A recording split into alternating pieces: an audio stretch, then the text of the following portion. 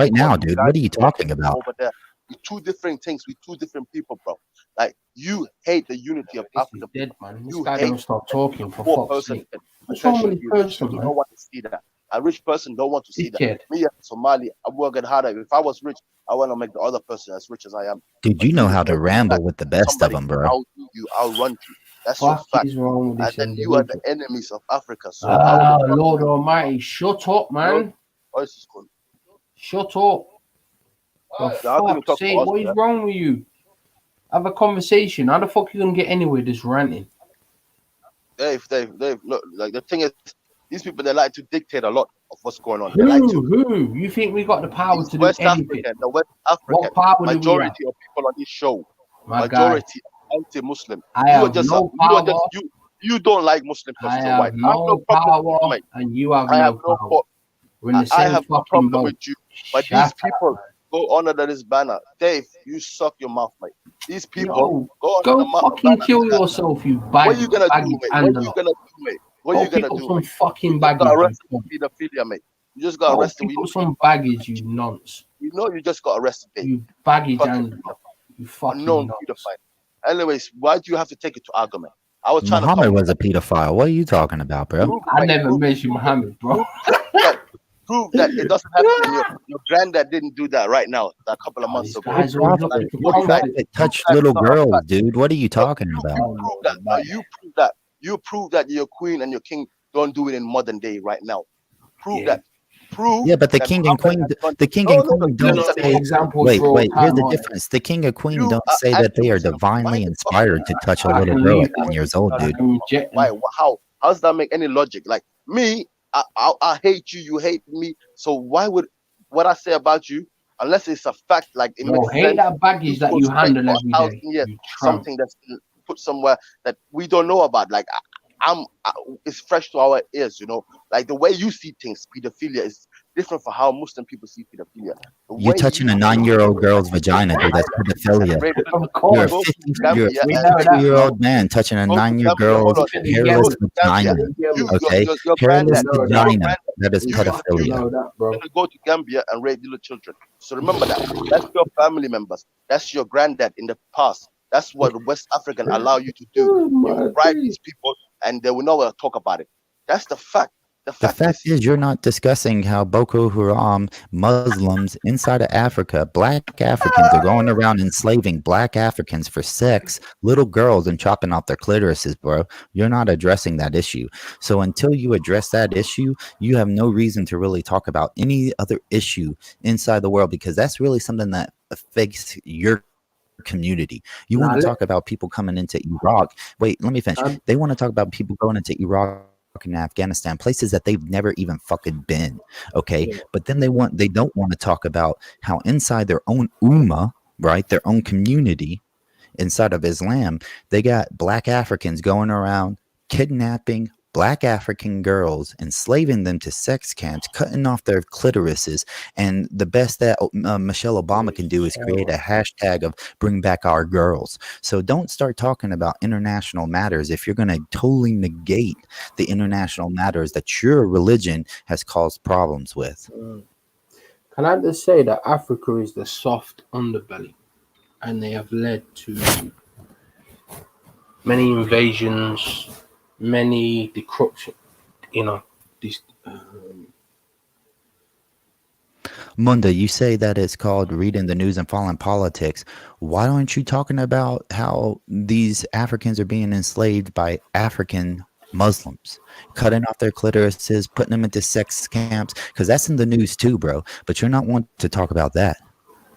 Yeah, my guy. The Islamic invasion of Europe came through Africa, right? And they were the soft underbelly. So unfortunately, they're susceptible to every single thing that there is. Unfortunately, I don't know why. I don't know why Africa is susceptible to everything. You look at Egypt. Egypt belongs to Africans. It's not run by Africans. Africans do not have control of Egypt. They don't have control of Algeria. They don't have control of Libya. But they talk about South Africa. They don't have control of any of these lands. They're susceptible to all kinds of things. And they are the soft underbelly. And that's why we had to have the Crusades. See, Muslims will tell you that the Crusades was some kind of attack on them. No. The Crusades was to push Muslims out of our land. And we should have went all the way to Turkey. We should have went all the way to Egypt. And we should have removed every single Muslim from those lands. Unfortunately, we didn't.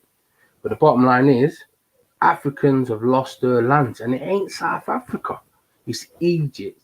It's Libya. And it's so on and so forth. But they're going to talk about South Africa all day, every day. Egypt is yours. The fuck are you talking about South Africa for? All right. Well, my son's about to wake up, so I'm gonna get off here. I just want to say, G Block, I appreciate you allowing me to come on. And inside of the back chat are those websites that I would like Shakarad to address. And the point that I was trying to make, I'm not going to batter him while he's not here to defend himself. The point I was making about this is, even if he's cherry picking parts of the I'm here, voodoo, yo. did you check out those websites that I sent you? Am I muted? I'm muted, yeah. Did anyone hear what I just said? We can hear you now, but I don't know if you said anything before So that. But I'm here, so if you got something to say, say it. So did you read the sites that I sent you about African spiritualism? No. About how there are people in Ghana, right, that have ancient ties to their ancestors, where they believe that they're killing twins because they believe that twins have special powers that are going to kill them in the night. And then there's people inside of there, and then there's people inside of there's also another Ghana man who believes that demons entered his body, so the only way to protect himself is to kill his daughter and use her intestines as a cure.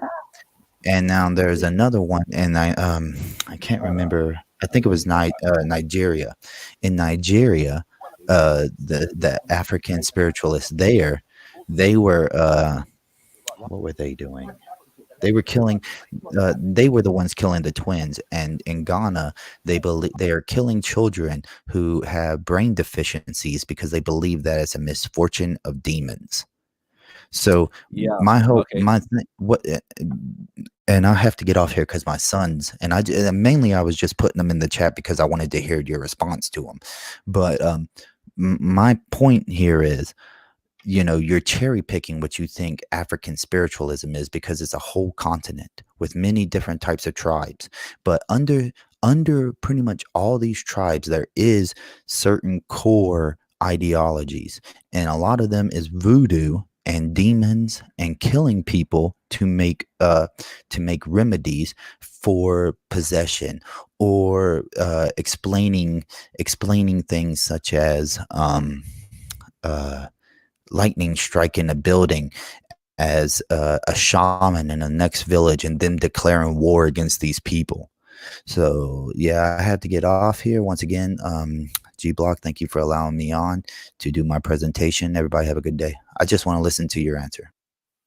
I don't really have one, to be honest with you. I think that as far as what you've just said, I haven't read the articles, but you haven't mentioned any spiritual systems or even people groups, so-called tribes, that this applies to. Yeah, so I I keep saying, if we're not talking about the actual spiritual systems, then how are we deducing that these acts are integral to the spiritual systems? That's the first thing. The second thing is, when you say voodoo, well, you did mention voodoo. I'd be very surprised if any of these articles actually mention the word voodoo. But voodoo is a spiritual system that I'm relatively certain you know nothing about. And I'm also certain that when it comes to the idea that behind all of these spiritual systems, I can't remember exactly what you just said, but behind integral to all of these or most of these spiritual systems are these barbaric acts of killing children and kind of things there. I'd like to know the extent of your research into the spiritual systems for you to be able to come up with that conclusion. And once I understand those things, then maybe if I'm feeling generous, we can have a conversation. But until that point, I don't really have much to say about any of that. I think that where any Africans are engaged in anything that is immoral or contrary to the preservation of just life, then as African people, we have some work to do among ourselves in terms of addressing those situations. However, addressing those situations among ourselves does not require us to subdue ourselves and subject ourselves to white American kind of characterizations of African people and African culture. And I think that reject those characterizations and also address the issues that are among us, independently of their gaze and of their opinion, and that's it. So once I get that information from the good gentleman, then maybe we can have a conversation. But yeah. You know what I'm saying? We'll see how it goes. Apparently there's articles in the back chat, so maybe I'll look at them. And I'm relatively sure that everything I've identified will not be there. I'm relatively sure that you're gonna find the terms like witch doctor, but no actual spiritual system is going to be mentioned, and they're probably not even going to mention a tribe, so called. I'm 99.9% sure that's going to be the case. And yeah, you're gonna get shrines, witch doctor, and I'm even certain that they're gonna attribute witch doctors to killing witches, which is a fundamental contradiction in the sense of the fact that if they are witch doctors, why would they kill witches out of fear? The witch doctors are supposed to be facilitating the witches, not killing them. So if the witches are being killed, then who exactly is killing the witches? That's an interesting question to ask. So maybe once we get that, you know what I'm saying? Because what happened? Yeah, what's basically happened is that a man's done a quick Google search and come up with some horrific acts. Without he could have actually researched African spiritual systems and pay them the respect that they're due. But the Western mentality tends not to be able to factor in respect when it comes to traditions that are not Western. So yeah. So that's that. You know what I'm saying?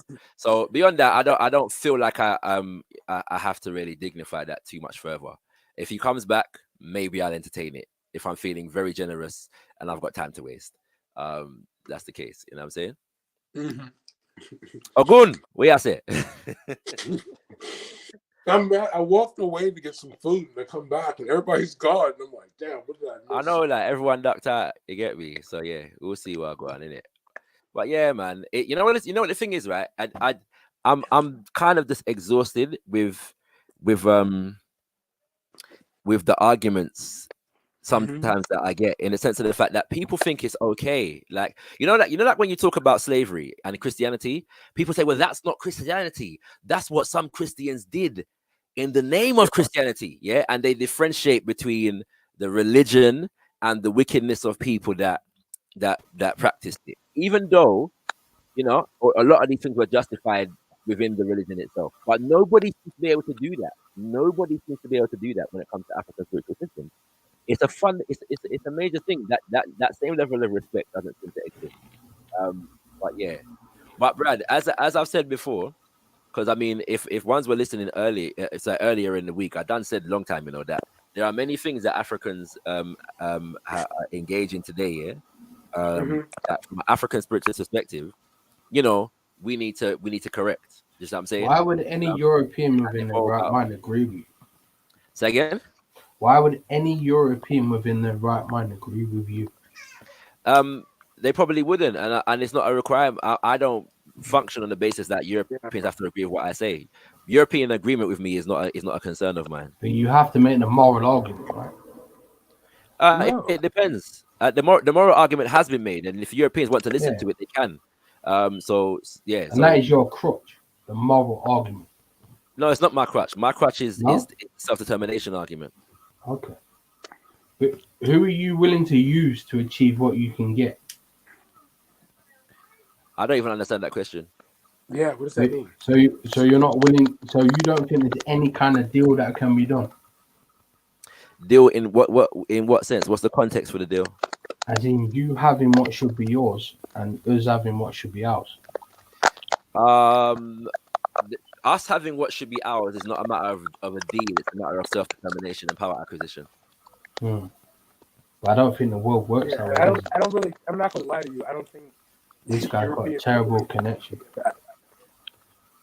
I don't think you guys can really pay back. Yeah, Brad, your mic is not functioning. So what if I've said this to you before and you rejected it offhand, but what if I said to you, like, say black people in the West should be given Egypt, Algeria, or Libya? Those lands should be given to black people in the West, right? I'm not sure. That's not really a conversation that, like, I have with non-Africans, to be honest with you. Yeah, but what if we're the only people that can achieve that? Well, that would only come into play once Africans have achieved a certain level of organization. So as and when we get to that point, maybe we'll have the conversation. But right now, you are not a representative of British power. So I have no benefit of having that conversation with you. So if I said to you that Islam is the major problem to the West, and it needs to be removed, and if you was to join in that effort, you would be rewarded with Egypt and so on and so forth. Well, what would that mean to you? The Pan-Africanists would not join the neo-colonizer and the imperialist in a war against its enemies. But Islam is also Islam is also a supremacist ideology, right? But the African world has the history of being colonized by Britain, and Britain having historically roped us into their unjust wars against the rest of the world, whilst they continue to colonize us. So we leave British wars to Britain, and we have nothing to gain from however they want to address the Muslim world. Yeah, but we also have felt the effect of you guys being the soft underbelly, right? Islam just ripped right through Africa and came right into if Europe. Your primary concern is Islam and Britain, the British people have a justification for their war against Islam. Go ahead, yeah. However, African people have our own issues, and they are not bound by serving the interests of Britain in the hope of getting some kind of rewards. They rewarded us with so-called levels of independence after World War One, and that never happened. So what if I said it want a reward? I say, what if I said it want a reward? I say what you owe. It's what you deserve. If Britain wants to give African people what we are owed, then they do so, irrespective of support in a war against the Muslims. If it's justice that we're dealing with, and the British want to be just, then they will give what is owed regardless. And anything else is pure wickedness and devilishness, and we have no time for that. Yeah, but Egypt is your land, though, right? If he's if we've already gone through this. Hey, since Egypt does belong to you. Since the white man is so superior that he can give out countries and stuff, why can't the white man just simply take the Arab out like it's nothing? It's true, and so it's why does he require our help? Yeah, to do that, just go into Egypt and say, "Yo, black people, we kick out the Arab them for no, and come take it over." You know what I'm saying? Yeah, we can definitely do that. That's for sure. Yeah, they've got it. So you have to create that movement, don't you? Start a campaign among the British people. Yeah, we have. It's happening. It's happening. Good. What world are you living in? Good. It's happening. Yeah. So I want to when I see that when I see that campaign of British people campaigning to restore African power back in Egypt, maybe I'll say, okay, we'll have a look into this thing. Maybe if I got time and I can take myself away from organizing black people, maybe we'll look into that. Until that day, you know what I mean? We'll keep it moving. So basically, what you're gonna do is you're just gonna fight over 4 quarters.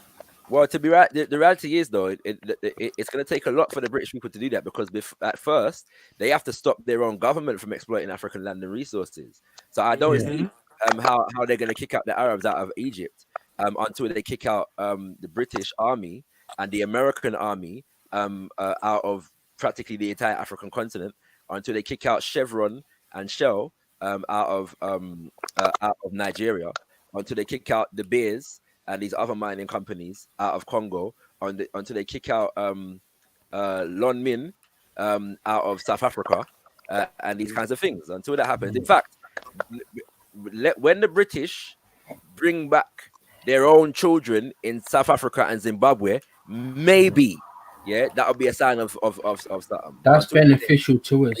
We have nothing. If we push Muslims out of the West, and then we replace those numbers with white South Africans, that's beneficial to us. So then recall all of your invader children in South Africa and Zimbabwe, and then maybe we'll talk.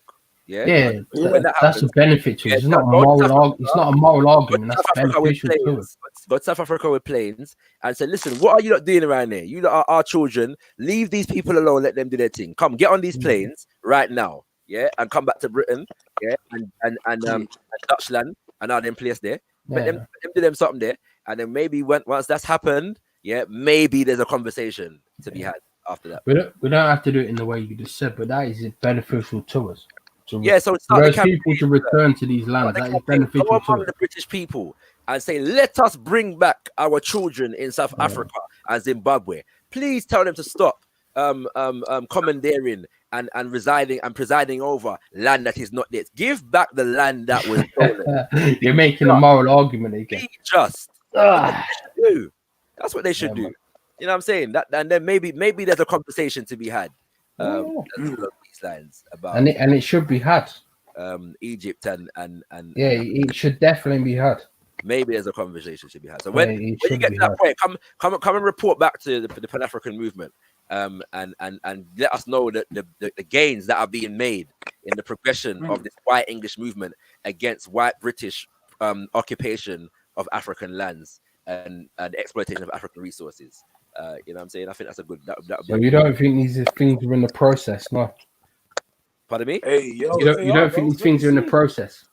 I'm not. I have no idea what's in the process. But when I see evidence of it, maybe I'll take notice. So you think we're not fighting against Islam, no?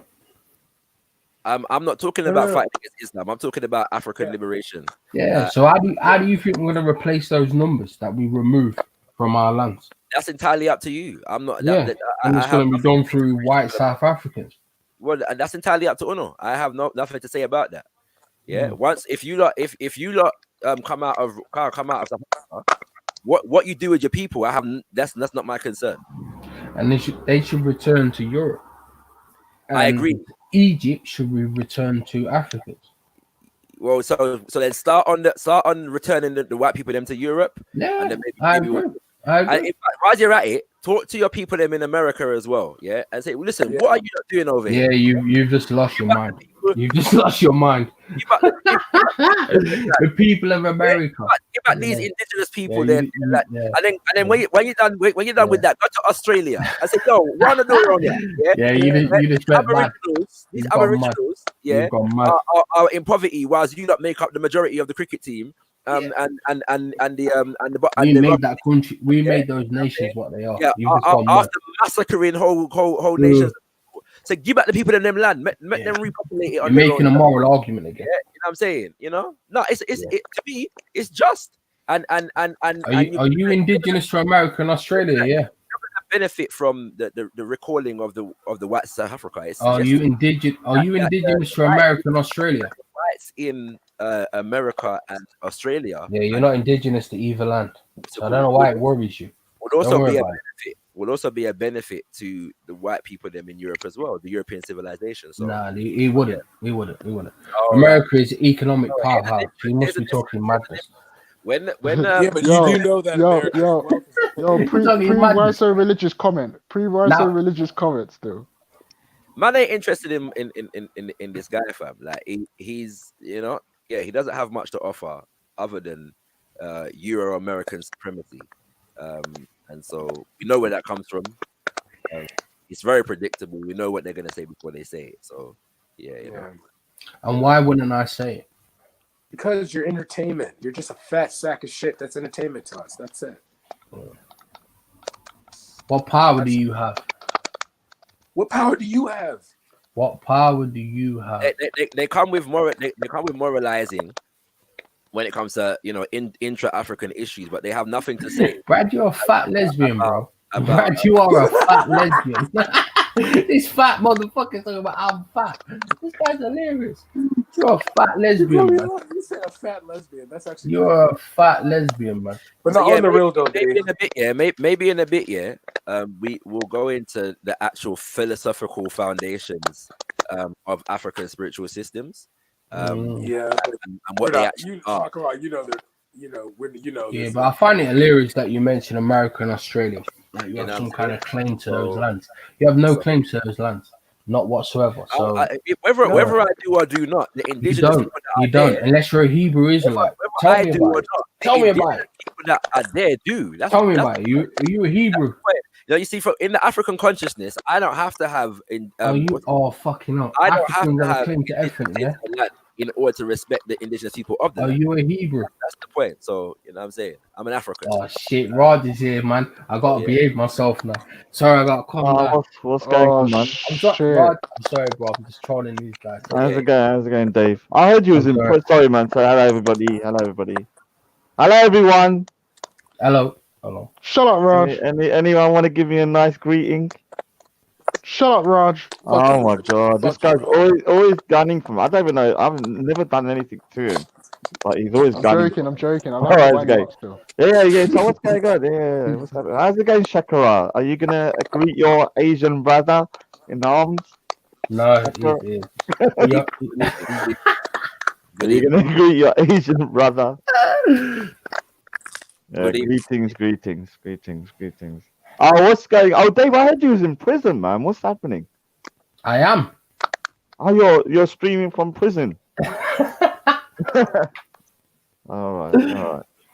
Oh, everyone's telling me to get lost. I feel so loved every time I jump on. I get so much love. Yeah, I thought the Asians aren't allowed on until after 11.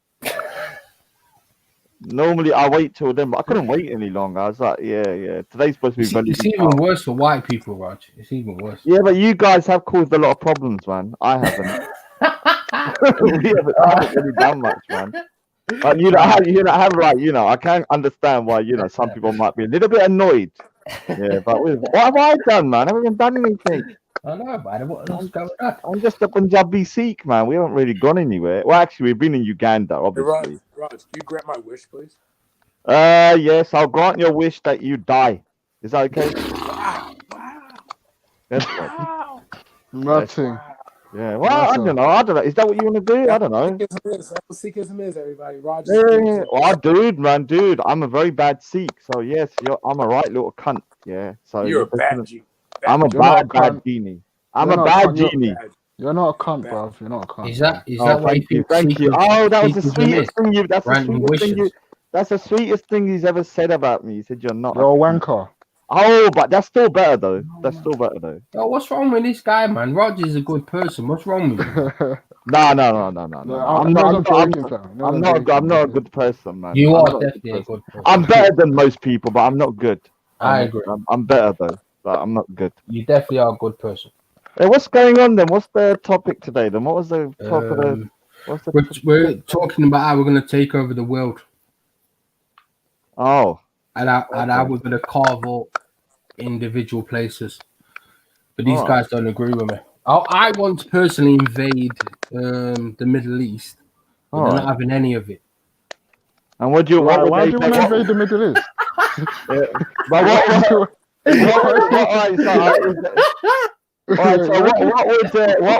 What would the other people gain from you invading? Apart from I don't know, like getting some of these little ISIS on with those. I mean, what would benefit everybody else? I'm going to bring down the price of oil by £7. Oh, but the oil is down to nothing at the moment because no one's buying. Did you see it dropped to a minus? So oil is pretty much not an issue at the moment. What is an issue that someone should buy a lot of stocks into that? Yeah, I'm going to start buying disinfectant though because I think disinfectant prices are going to go up. So I'll buy it now. Trump said that getting disinfectant and putting it inside your body might be a good cure for coronavirus. So yeah. Did he actually say that? Yeah, he said. No, he didn't say that. He asked the doctors that disinfectant is good to kind of like clear up areas for when you're wiping down kind of surfaces of it. You ask them what about if you put that inside your body, like inject it, would that work as well? So yeah, it's kind of a question like a 2-year-old would ask, not the president of the USA. Now any Americans out there like DC Brad, it's your fault. Yeah, DC Brad. Yeah, DC Brad's drank a lot of Dettol. What's my fault? What's my fault? Raj. Trump killing people by saying put detergent in them. How's that my fault? Raj. It is your fault. He's your president, isn't he? No, I do like Trump. Rajesh. I like Trump. Rajesh. How dare you call me Rajesh? I'm a Punjabi man, not a goddamn Gujarati. Raj. Yeah. Yeah, what's up? What's up? I don't even know your name is Emansalel. Raf. Oh, You call Raf. me Aramasele, but yeah. I can't pronounce that, man. I'll call you Dave. Raf. I'll call you Yeah, Dave. call me Dave then. Yeah. All right, Dave. How you doing, mate? Yeah, I'm good, mate. I'm good. Yeah. Basically, people wanted to know, Mm. why did you get kicked out of Uganda?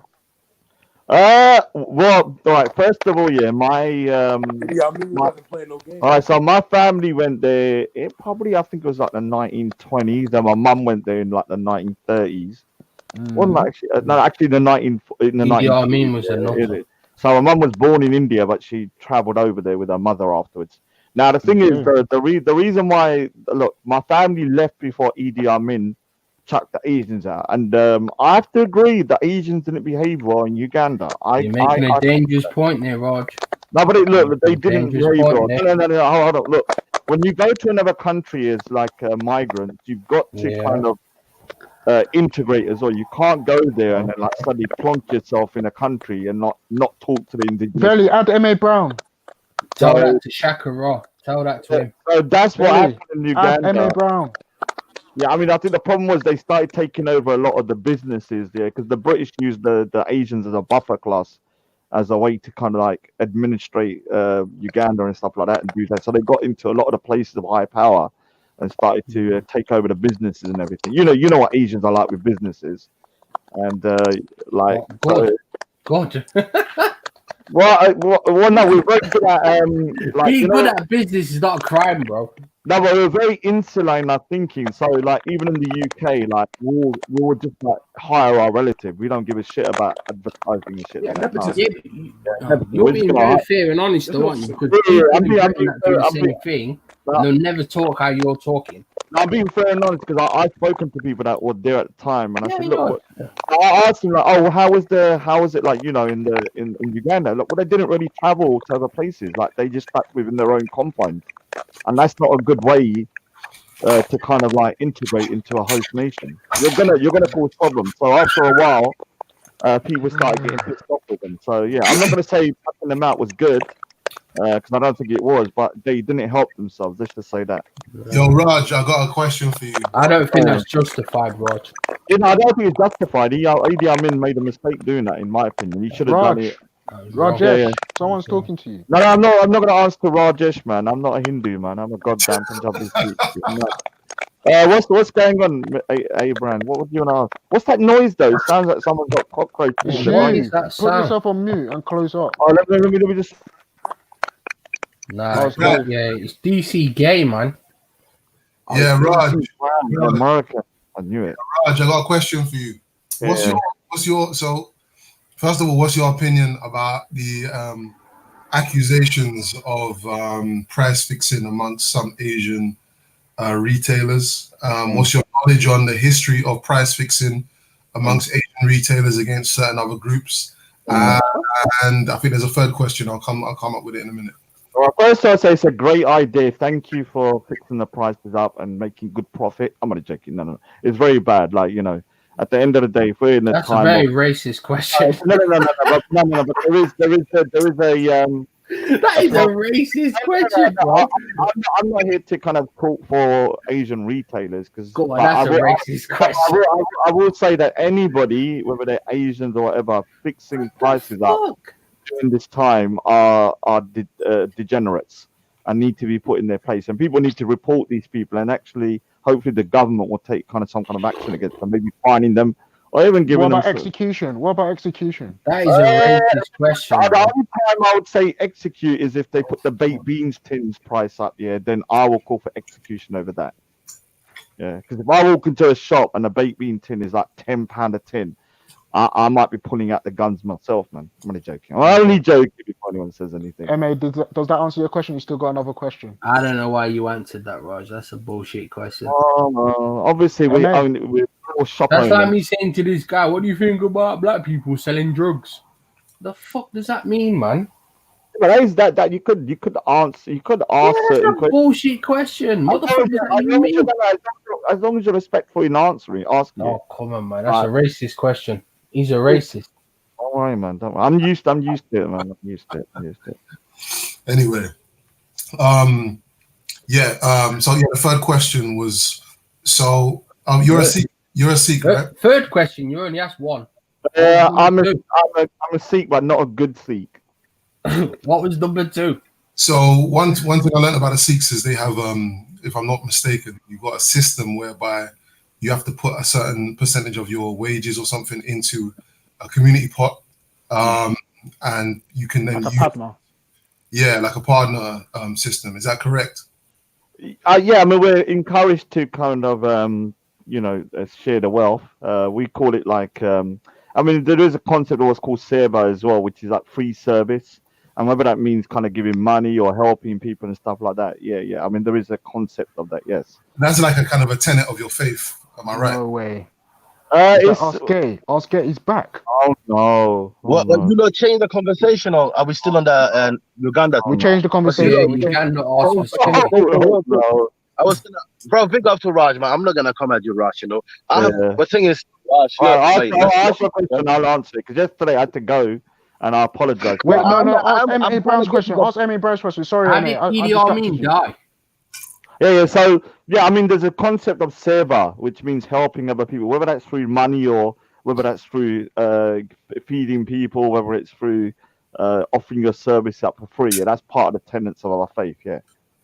So would you say that these are leading questions? These are leading questions. This guy don't give a shit, man. He's just trying to score. No. Let me do it, gang on. Notice I'm avoiding talking to this guy. Go fuck yourself. Anyway, Raj, yeah.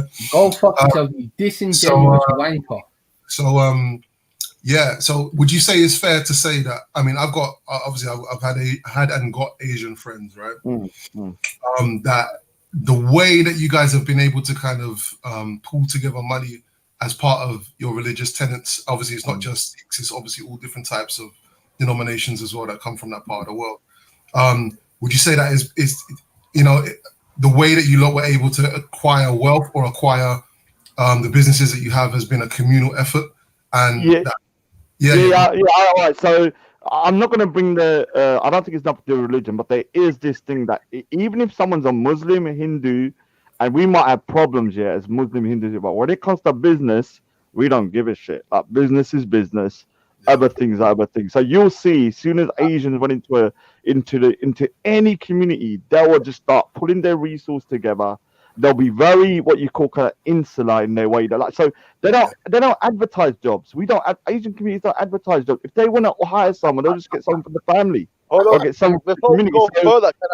So let me just finish. So in a way, that's kind of in a way that can be negative in the sense that like if you're in an area, if you're in an area where say the majority of the people around you are not from your community, like say if you're in a black area, but then you're only hiring your own people over a long period of time, and your customers are mainly from a different group, it can look or it could be seen as being selfish.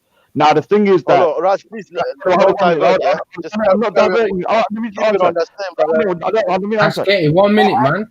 I think one of the weaknesses of some of the black communities is they don't think insular enough. Like I think you should, if you're opening up a business, you should first of all, if you can, try and hire from within the local population, your local people that are within your community. So if you're opening a shop and you're a black business owner, just hire your nephew, hire your cousin, hire your friend. And that's not the case, right? I'm not saying whether that's the case. I'm saying that's what you should do. Because at the end of the day, once you start advertising jobs, you're going to start falling into legal problems about hiring. If you just ask someone...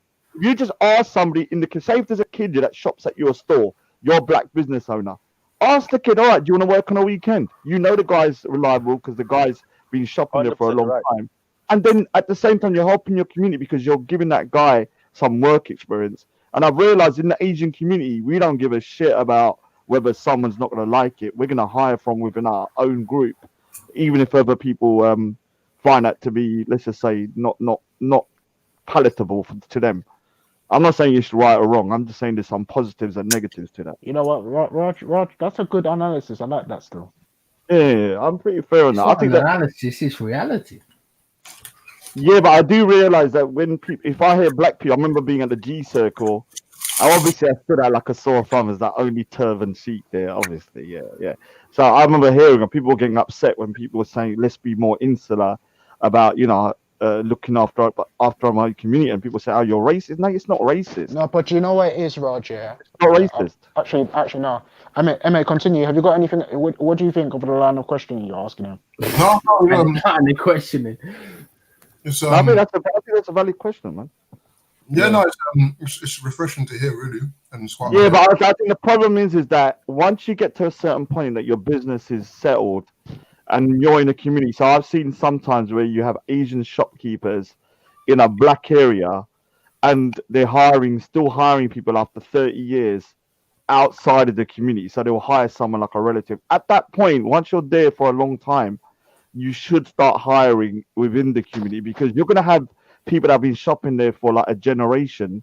And like, why not give their kid a chance? Like, okay, I'll give your kid 15-year-old. They can stack the shelves on a weekend to get some job experience, and you're putting back into the community as well, and you're building good relations. The problem with the Asian community, they take it to the nth degree. It's like for 50 years, they've been there 50 years, and they're not hiring no one from within the community. They'll just hire their own people. That's when it becomes problematic. I think it's because what underpins it is, yes, that communal stick together mentality, but also there's a element of not only fear but also overt racism. You get me? One second, bro. But yeah, no, it's good to hear that level of honesty. So subsequently, and this is where the questions we're heading, because I want to know a particular answer to a particular question. So do you, now that like there's been people that have been complaining about the kind of blanket accusal, or accusatory comments and that at the entire Asian community, not even Asian community, the Asian retail community. All right, so let me just finish this. Let me ask it. We're going to be a minute for a bit, so don't worry. Don't worry, we can talk in a minute. I'll be 2 minutes. I only got one question here. So as like coming off the back of these accusations that I've seen a lot of, right? And I've actually made accusations myself as well. That the Asian retail community now let me just lay this out for you. I've known Asian shopkeepers for 30 odd years, you know what I mean? Like so I have no problem specifically with Asian, anyone from Asia, period, especially if I know them, right? However, being that you came up together, I think that there's a level of accountability that's missing from when shit goes pear-shaped, right? So if now that we've seen a lot of these, now that there's been stories of shopkeepers raising their prices and taking an approach that is less than morally correct, now they kind of want to separate themselves and say, oh, well, it's not me, it's that bread down the road. It's not me. Little do they realize that, when we're shopping in these shops, we go to one shop, we might have a bad experience, walk down the road, and it's my man's cousin down the road. It's like we don't have a lot of options, you get me? So do you believe that the accountability, if the appreciation is there when you lot are building your stuff, should the accountability also be there when things go wrong? Do you need to unionize? Do you need to collectively take responsibility for maybe the 5 or 10% of shops that are doing fuckery? No, because it's against the law. There's a law against price gauging. All right, so the thing is, if you know for definite that there's two cousins here, and one of the cousins is saying, no, I don't know what the other man's doing, then the man's lying. Yeah, he's lying, because if that's your relative, you'll know what he's doing if he's got another shop down the road, because you're probably interconnected. You're probably actually funding each other or helping each other or buying from the same places. Yeah. So, like, if it's just some random guy down the road and he doesn't know him, I don't think you can hold another shop accountable for what another Asian shop owner does. Yeah, like if he hikes his price, all you need to do is to make sure that the guy that you go to doesn't do it. And if he does, you freaking report the man. But do you think it's the responsibility of like this is what I'm saying? Like, it's like you guys should be taking responsibility. I say you guys because you're Asian, innit? You guys should be taking responsibility for the collective rather than customers having to pick off 1 or 2 shops and the collective is still intact. No. Maybe they need to start getting kind of unionized or having a broader kind of collective. But at the moment, you have to understand most of these shops are just little family-run businesses, and they're gonna do whatever they want to do. If they want to hire someone from within their own family for like 50 years, they will do it. You can't stop them from doing it.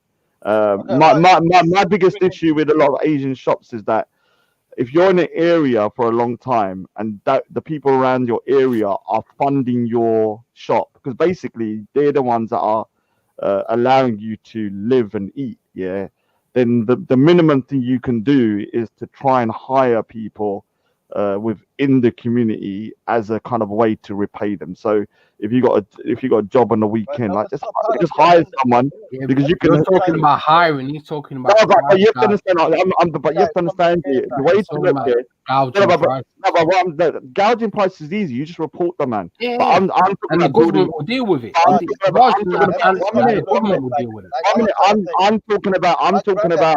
I'm talking about repaying in a way, because you can't repay a community by, I don't know, lowering your prices to the point that you're giving stuff for free. But you can repay a community by giving a helping hand to certain youngsters within the community. Because just having a weekend job would make a massive difference to someone's CV. Like if someone's working something on like they're 15, been working in a shop for 6 months. That's a massive boost to that person's prospects on their CV for another job, and giving references and stuff like that. So I think that's a good way to kind of give back to a community. Obviously you have to wait quite a few years before you can do that. So if you're in an area for 30 years, you're going to know people by that point. Customers that are loyal, you'll know people that are good people, and then you can just say, all right, you got someone that you can recommend. We'll give them a chance. I think that's a good way to sort of build bridges as well.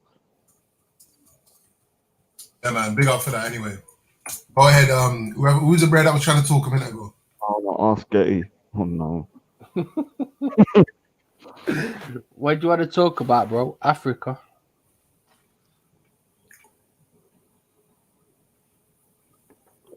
Well, ask Getty. You've been wanting to talk for such a long time, and now I thought this was Vellemy Kyle. Why is everyone being so nice? Why is everyone being so nice? James. Let's get it. Come on, man. Earlier still. Yeah, but someone told me to talk. Sorry, mate. Go on. What did you say? Yeah, because not to be you're cutting up, man. Yeah, you're breaking up. Yeah, Raj. That one way into tell you to shut the fuck up. You don't know what you're talking about. Oh Lord Almighty, that's very rude, man. What's going on? I Jack would have remembered you little pudding. Yeah. Can you hear me now? Idiot. Let's hear how East African felt about it. I don't know. Can you hear me now? Ask me about what's going on in East Talk Africa. again, mate. Look, we believe the British people put the in East Africa. We can't hear you. Come close to your mic. No, you're still breaking up, and you sound terrible. No, come closer. We can't hear you. So let me hear me now, though, yeah? We can hear you now. Yeah, we can hear you now. What about now? Okay, bro. Look, we East African believe. Okay, look, my granddad. Obviously, I'm a Somali, but my granddad was and his dad before that. 200 years we spent in Kenya, so we did see through the Asian coming through and that. We respect them a lot. We haven't got the major point, but the problem is that we felt that Britain brought them in so they can occupy the biggest, companies, when it comes to vegetable, when it comes to tea, for example. Britain takes 95% of its tea from Kenya. Any big companies, any big industries in Kenya, East Africa, is owned by Asian, because the business is easier for the British man to have that Asian over there that he doesn't have to pay tax. When Britain does business with Africa, they have to pay tax over there. Them ones it's tax free. Yeah. It's a major fucking. There's so much benefits. It's like Britain are owning Africa. When it comes to, because look at this. Look, you are a black brother. Yeah, imagine I come to you in Africa and I said to you, your land was maybe handed by to you. Who's a black brother? Hold on. Me. I'm not finished, bro. Look, this guy had his time to talk, but I didn't get my time rushed to explain what he felt about the agents. So let me explain what's going on as an East African. Look, you know, if Britain has put you into the position where you can go to people and where buy their lands, that the lands has been given by the dad, the granddad, the great granddad, the great granddad, just for the sake of money, then it's very easy to infiltrate it. Tetley's tea. Where Come did that again? come from? Tea? Yeah. I Does don't really, Tetley's come I from don't know, Kenya? but I know, you know, 78, what am I saying? I thought that was 95% of his tea comes from Kenya. No. 95% Kushak, you haven't of missed UK anything, tea bro. comes In from Kenya, Kenya. yeah. But that's not the point, mate. It's not only just tea. It's everything else. It's coffee. It's a lot of stuff, right? It's like even toilet paper. It's everything to do with everything, bro. Like, you know, it's like you put a sector over there. Any country, people can become billionaires from having any country, right? Because there's a population you need to feed. But if Britain are in between you and Asian are just the middleman, and Britain is on the other side, the black man with zero benefit. No benefit the black man, right? In his own country, you even to the point where you growing stuff of black man's, you know, you hiring their farms and that, but they have zero profit. They're gaining nothing. And I believe the reason for this, bro, is the mishandlement and the jealousy and the envy and the hate of the West African. I'll explain to you why the West Africa hate us so much. West Africa. Like yesterday, we were to the point, you know. Listen, yesterday we were to the point, yeah. Shakara came to the agreement. It's funny to you guys, but you don't want to hear it, you know. So me and Shakara came to the agreement that Portuguese came into Africa to invade the Muslims. Muslims were living in peace on the other side. But these animals over there, look, my friend, it's funny, you know, the way you slandering my prophet, my religion, and Muslims and in general, and this and that. But the funny thing is, you, the one who let the France, you letting the Angolese, you letting the British to enslave people, want to dictate what's going on in Africa. Like, you don't look like us. You have nothing to do with it. How can you dictate? For what I see is going on right now, like, I used to be on the biggest African unity thing, but I cannot unite with you people, my friend. I can't unite. I'm sorry, mate. The only thing I can promise you is if you carry on like this, a war is coming, and the war is going to destroy a lot in Africa. It's going to be the biggest war in Africa because you guys are the biggest sellout. You want to dictate. Like, you are more African than others. You come to the point that you want to hide all the things you've done in the past. You want to hide it so much that you want to dictate and point at other people. Like I said to you, Lord, Muslims are living in peace. Why the fuck? I'm totally confused, man. And ammunition from Portuguese. Why is Mombasa? I understand who this is aimed at. Me? Like, West Africans at all. Not you at all, my friend. You, Araj, but it's funny how these people like to turn other people to like prey, like they want to Indians, Muslims, this and that, but it's never them, my friend. These people cried when slavery ended. They cried when slavery ended. Why were you crying when slavery ended? Because you couldn't make more money off slavery, right? This is how much you sell out. And now you want to dictate to people like us, mate, who's in the East, who wants better for ourselves, who doesn't believe that when the white man asks us jump, you ask them how high. We don't believe in that shit. But you want to carry on. First of all, you want to carry on the white man's name. You know, you still want to put it on our face. Yeah, that colonizer. Yes, my name is Mr. fucking Jonathan. I still carry that colonizer. You want to call me your African brother. That's one Jonathan, you know. What's a good luck, Jonathan? I'm confused. Let's be good. And then after everything you've done in Africa, you've done it in the past, you've done it now in the present. You talk about Nigeria is the richest country in Africa, but there's more than so many trillions in debt because of the white man. You lot hate yourself so much. You rather give the stuff to the white man. 80% of Nigeria $1 or $2 a day. But you want to, other people are doing in Africa.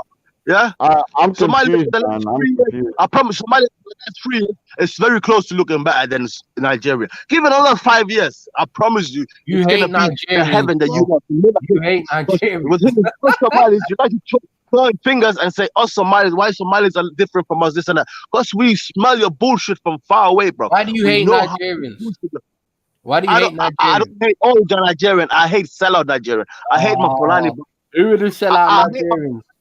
I hate those We don't people. like good luck Jonathan still. Jonathan's a bit mad still. Only because of the Muslim. I hate those people. I hate those people that cried when slavery was over, that said we can't make no more profit. Why slavery ended? I hate those people. I hate those people that brought in the Angolan in to invade the Muslim people in East Africa. I hate those motherfuckers that let in the France in after the jealousy But they they're saw not of allowed Mansa today. Musa, because these Benin bastard could never reach the fucking wealth of Mansa Musa. They got so jealous they let in the France. Look at how much sellout you are and you want to dictate. Does that make any sense, bro? Where does that make any sense? In Who's the the chat, sellout? Who's the sellout though? Can you clarify? All of that. Johnny Clan. Johnny Clan. A sellout. The ones that want to dictate to others, African people, for what to do, what to wear, what to look like, but they are the biggest corruption. Number one corruption in Africa is Nigeria. Number one, it's a known fact all over Africa. You ask anybody in Africa, they will tell you the same thing. And you don't want to dictate, bro. When do you want to unite with someone like my people? You want to unite with the Muslims all over Africa? How? Never gonna happen, friend. Never gonna happen. We're gonna point our rifles against each other and we're gonna shoot each other. That's the only promise we can have with each other. Because you lot hate my prophet. You hate my prophet so much that you want to dictate. Actually, forget about Islam and all that. You want to dictate to us for what you've done in the past. You want to dictate that we forget about what you've done in the past. How can we forget? How can we forget? We have an leave us issue with Christianity too. In peace, 1400. When it was around the 1400. You sound a little bit biased. We have an issue. You're We a have an little issue bit with biased, Christianity too. Look, Dave, what's the problem with you, man? You hate Islam. You're a as well, little bit biased. Bias of what? Bias of what? Bias of what? Hey, jump with the big Your religion is kind of oppressive as well. All of us are on the same mindset. Like we sell out, we are corrupt people. Like we have a check and a deal weighing with us with a white man. That thing we on that level, bro. Like we don't work like that, my friend. White we don't work man, like that. One minute, can I just say something? Yeah, hold on. 1 minute. 1 minute, ask it. 1 minute, 1 minute. By the way, one of the worst people in Nigeria. 1 minute. Jump with a big butt here. Jump on and argue a case. I've seen. He's saying I'm lying about Asian people being very insular when it comes to business and local shops. You might not have done that, Jack with a big butt, but I've seen it around my area all my life. He's lying. Jack lives in Manchester. Even my own area right now, I've seen it. I know these people. I've been shopping Jack, there my we whole live in life. Manchester, so you're not going to see them things. When you go in there, they're always hiring from their own family. Like you won't see people stacking the shelves that are not related to them. It's as Rush, simple as allow that. him, man. Now he's got his message, man. Allow him, man. You're always attacking people in different ways. Yeah, I What I'm like trying to attacking say, people. I like if it. you not so that you don't want me on your channel. You dissing me so much on your chat. You know for what fucking fire I'm about to bring you. The reality, your games, this fucking bullshit you're running that you want to control Africa and this and that is never gonna happen, bro. We How want to the control fuck you Africa. gonna Hold let on. enemy, a fucking sellout, a disgusting fucking sellout run Africa, bro? Ask it, Dictate who are you Africa. talking about? Who wants to run Africa? Change the name first. Have some fucking self-respect before you come and talk to people. Hold on, Have some fucking self-respect. Change your fucking names, man. Ask it, who wants to control Africa? I'm confused. Who are you talking to? No, he's talking about Control people like me. Africa, I'm from bro. Nigeria. We wanted unity before. I'm from We Nigeria. realize these people are saying this East and West Africa, East and West Africa, and it's more closely that it's Islam, bro. It's Islam. Even to the point they're attacking the Muslims up in the north. Uncle Getty. Like you lot, you Uncle want to Getty. talk about invasion and that. You forget what you did. Sorry about that, but let me just finish this. You I still promise working, you. Askey? 21 seconds, I'm done. You lot forgot what you've done. You want to talk about what's going on in North Africa. You forgot that you lot cried over slavery ending. You forgot that you lot was giving rice and fucking sugar, this and that, and a mirror for the sake of enslaving your own brother. Did you forget that? Sugar. Did you forget that? You fucked up the whole of fucking Mali because you're jealous, the Benin people, because Mansa Musa fucking was a Muslim that went to Saudi Arabia. That's everything he see on the street, he was giving gold to. He was building a mosque. The Muslim Arabs did nothing, yeah? Fuck you and your Arabs, mate. Fuck you and your Arabs. You know, Nothing, yeah? big up the Arabs, the real Arabs, but the one that have the ideology like you, like fucking West Never African, the East African, anybody who's under you, then you can ask them, jump and they ask you how high. They didn't castrate Yo. 10 million Africans, no. Well, go on, man. It's popping, mate. Oh, Hey, really? get What's in. that? Ask me a couple questions, fam. Reality moment. Nobody wants to answer for my questions of yesterday. Like, you know, Friday, what's your question? What's the question? like I What's the was saying, question? like this, we people in the East Africa were living in peace. Me and Shakara came to the conclusion that it was true that the Angolan led in that Portuguese later on invaded But some part of the Africa. Somalis were selling slaves as well, man. The Forget about Somalis were Somalis. selling Bantu slaves. We're talking about Somalis. We don't talk about Somalis. So people that was working and sold them. That's it. They told a couple of. You had a whole idea. You had a whole agenda and enslaving your own people and selling out, mate. So fuck yourself, mate. Yeah, but Somalis sold slaves as well, man. So you got to ban them as well. Somalia told a couple of people walking in the desert. They followed the same ideology of some of these people because it was legal. That was the business in Africa. These motherfuckers started this. They set up a business of selling human beings that everybody had to start again, yeah. Making money. Listen to this statement, yeah. I ban everyone that sells slaves. Anyone that was a slave trader. I agree. Yeah. I ban them all. Whether they one sec. Whether they was from my tribe or not from my tribe. Yeah. Do you do the same thing? Do you ban all slave traders? I burn out the practice of slavery. The person who started with slavery. The person who made it. No.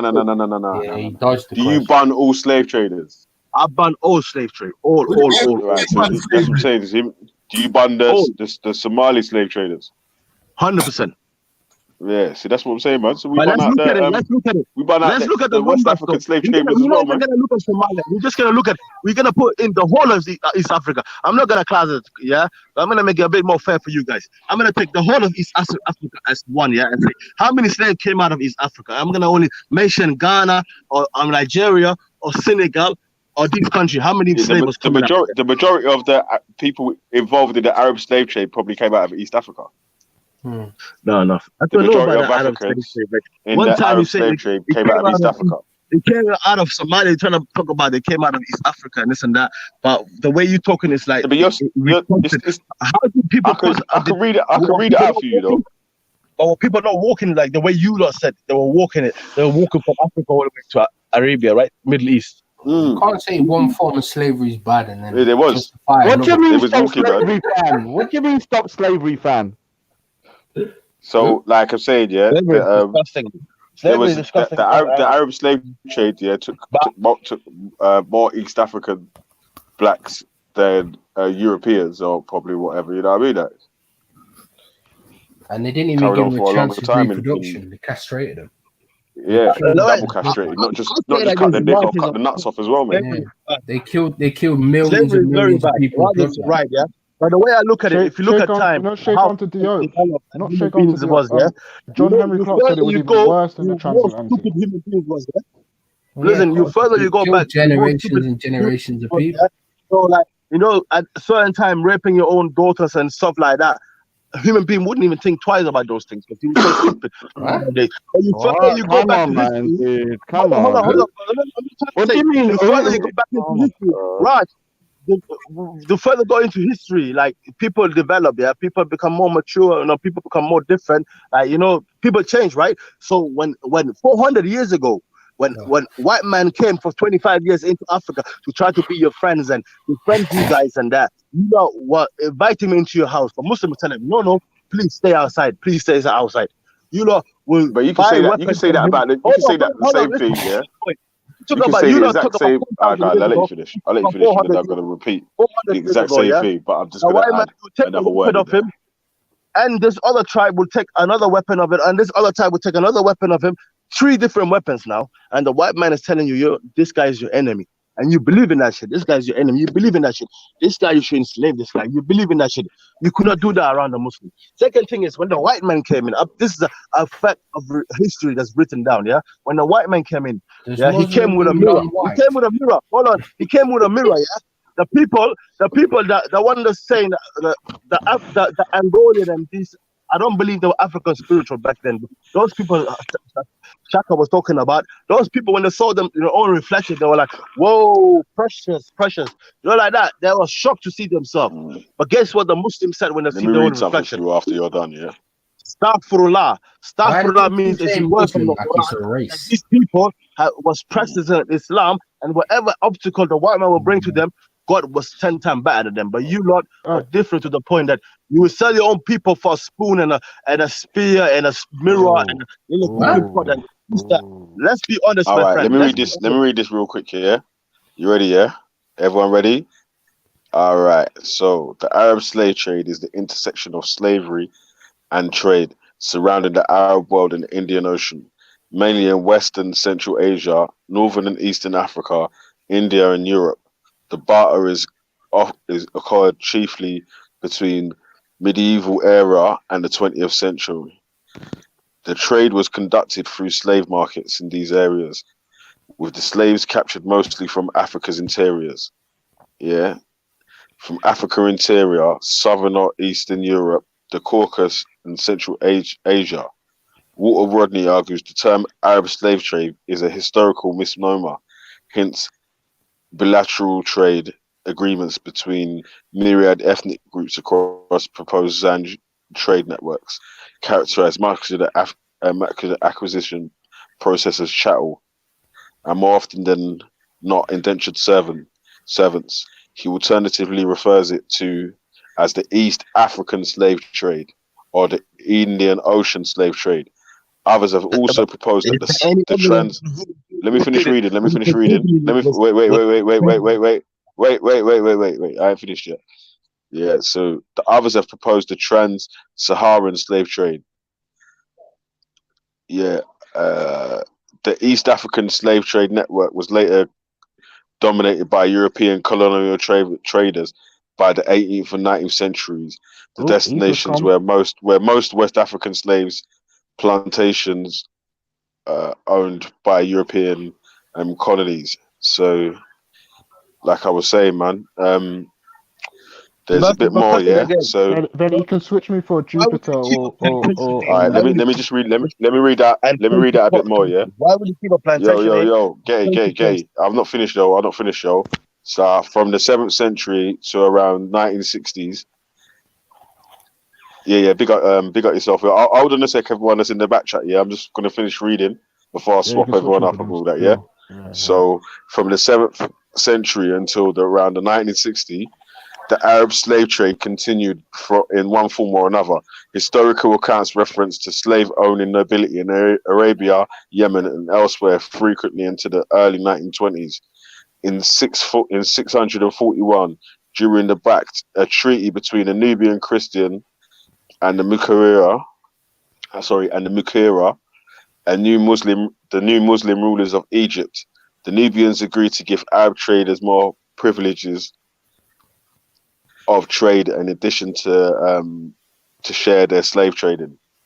In Somalia, the Bantu minorities are descended from the Bantu groups that had settled in Southeast Africa from the initial expansion. Let me finish reading, bro. From Nigeria and Cameroon.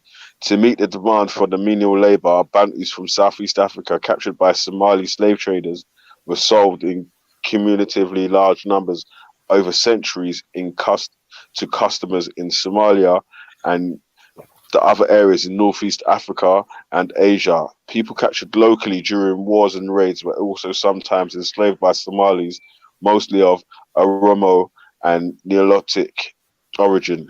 However, the perception of captured treatment during both groups of slaves differently marked from 1800 to 1890. Yeah, so like I was saying, man, I was saying to you before, I said this to you yesterday, I was kidding. Where did the Bantu come into, Belly? It's not like we went in with our horses or our camels, went on a hunt for Bantus anywhere else, like even in Kenya. It's not that's not the case, right? You're saying the Bantus came to us and we put them on the ships, right? Is that what you said? Nah, it says that's not what it says. It says that's not what it says. They were transiting. That's not what it says. Nowhere else to walk, but they're transiting right That's there. not what it says, man. That's not what it says. It says. Listen. It's all fucked. That's good. Let me read it out. Let me read what it says to you again. Yeah. Yeah. So obviously, because remember there was Bantus plus Oromo and Neolithic, I think it was called. The Oromo are considered Bantu, though, by the way. Yeah, but I was just saying that I was saying that the Oromo, I thought they was classed as Somali as well. So They are. yeah, They so are. the Oromo, mostly of Oromo, Nilotic origin. Yeah. So Neolithic. the no, Neolithic, just yeah. Nilotic. Okay, yes. Nilotic. Yeah. Nilotic. Got you. Yeah. So, however, the perceptions of capture and treatment during both groups of slaves differently marked from 1800 to 1890 between 25,000 and 50,000 Bantu slaves thought to have been sold from the slave market of Zanzibar to the Somali coast. Most of the slaves were from Majino, Makua, Nyassa, Neo, Zalama, Zaramo, and Ziguia ethnics of the Tanzania, Mozambique, and Malawi collectively. These Bantu groups are known as I heard something like Mshangoli, that. But which is the my question term is like this. taken from Mizgula, the Zigua's tribe's word for people. The word holds multiple implied meanings, including worker, foreigner, and slave. Is there any evidence on how the treatment of the slaves, by any chance? If not, and I could try to bring in something that I've known, and I could try to let you know in it. Treatment. But what I've What's a heard, how good the treatment of a slave? But What's a good yes, treatment? listen, there's major nothing. There's, for a slave that went into the Fuck other off. ones, like was given 5 meals a day, like Oh, fucking and 5 becoming meals a day. fucking What do emperors you mean and stop samurais in slavery, Japan. fam? And that, yeah. like, not in a 5 fucking meals a going day. overboard in the fucking Atlantic Ocean. Nah, mate, not those Oh kind of yeah, treatment. Not good like fucking Do you slavery. want me to read some of the treatment of? Do you want me to read some of the treatment? Let's not justify any of it, yeah? Why, man? It's all bad. What do you mean stop slavery, fam? Listen to this. Listen to this, Ask Getty. Listen to this, Ask Getty, yeah? It's not going to make you smile, boy. Women and children together came up to 8,000, were quickly divided up, bringing a smile to the Muslim faces and their lamentations. How many well-guarded women were profaned, and miserably women forced to yield themselves, and women who had been kept hidden, stripped of their modesty, and virgins dishonored. Proud women deflowered, and happy ones made to You weep. say a lot of shit, but you And don't say listen, why. an Arab Why did historian describes the fate of Christian women upon the enslavement shortly after the pillage of Jerusalem by Saladin's troops. Yeah, that's right. Yeah, but that's made up shit, bro. We don't know. It's 10,000 What do you years mean made ago. up shit, My bro? question is more That's like, that's is that's my question Islamic is more history, like, cuz. what's the That's no? Islamic The history. easier question is like Wait, this: what was listen. the impact Hey, of having a slave? ask Getty. You know, yeah, I got ratings and love for my Somali family, yeah. But you can't come and say, look what they was doing, yeah. They fucked us up in some slave trade when the Somalis were selling slaves as well. Furthermore, the Somalis That's were a selling difference. other people I'm that not were saying classed as no. Somalis. Get me wrong. People who started 3 to 4 different slave routes and 3 different nations into Africa, how can they dictate 2020 or how Africa should look like and how Africa should be? And like some guy on the panel now saying Somalis are the mixed race of African. Why? Anyway, how can you That dictate? English Who that gives you the enslaved right? the Irish, innit? You Who can't. gives you the right? Yeah, Let's help Giga, you hold out. on a sec, yeah. Let's help you Hold out. on a Let's sec, help you yeah. out. Let's Yeah, help you out, but right? go through Isa. Yeah. So as I was saying, number one, it's not just the people who are after the slave trade in the diaspora that are saying these things that are spoken of in Pan-African communities and so on. So it's people from the continent that are saying this, and there's been But people. again, bro, I don't want to interrupt. Yeah. Yeah, so I'm Sorry, saying. but I didn't want to interrupt you. I just wanted to add something. This Pan-African thing, like I thought it was something serious, bro. But I realized it's only about West Africa and dictating other people what to do in that.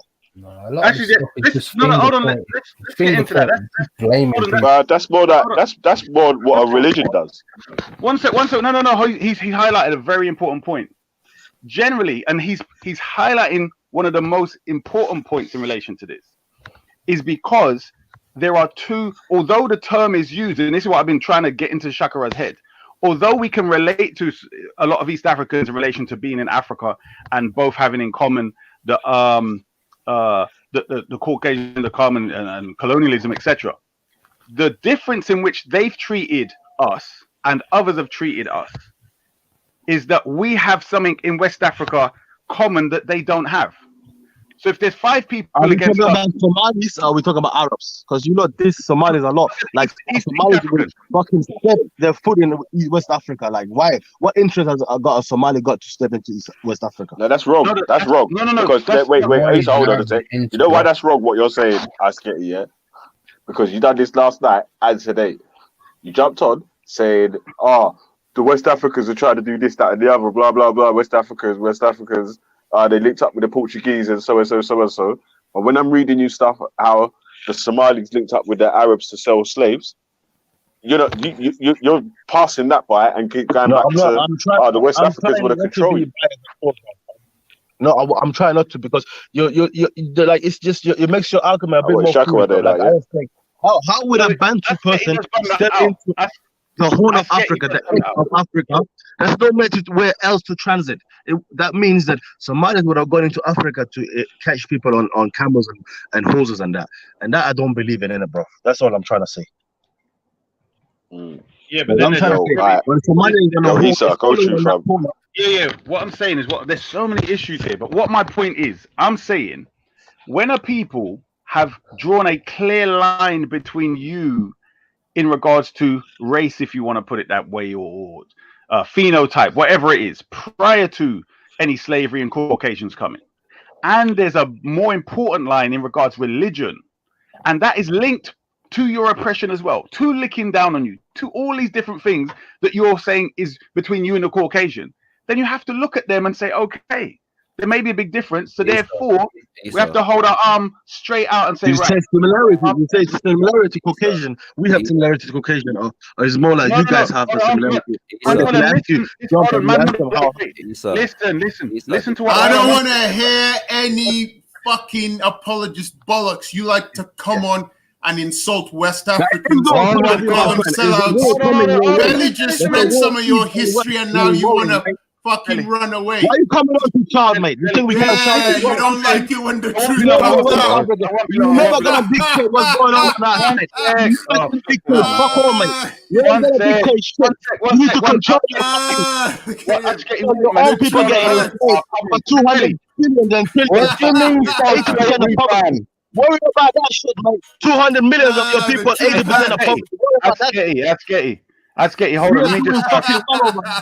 For flip's sake, let me say what I'm saying. This is what I'm saying. Yeah, your ancestors were sellouts as well. You fucking camel herding cunt. Oh no! I'm quite. Bloody hell! God, the witnesses. Let's get to the bottom of this. I really want to get to the bottom of this. I don't want to disrespect this show. Who talks first? Okay. You don't want to disrespect. Every other week you come on to insult West Africans. Stop playing the victim now. Stop playing the victim. Stop playing the victim. Fucking fix your own country. 80% of poverty. Fix your shit, bro. You're not talking about Muslims this and that 24/7. I think we're gonna be quiet, bro. We get the war. Hold on. You both just surrounded by Muslims. The truth hurts, doesn't it? The truth fucking hurts, doesn't it? Give the mute button, lad, man. This is getting ridiculous. All we have to do is get the witness. 200 million people, mate. Hold on, give me 60 seconds.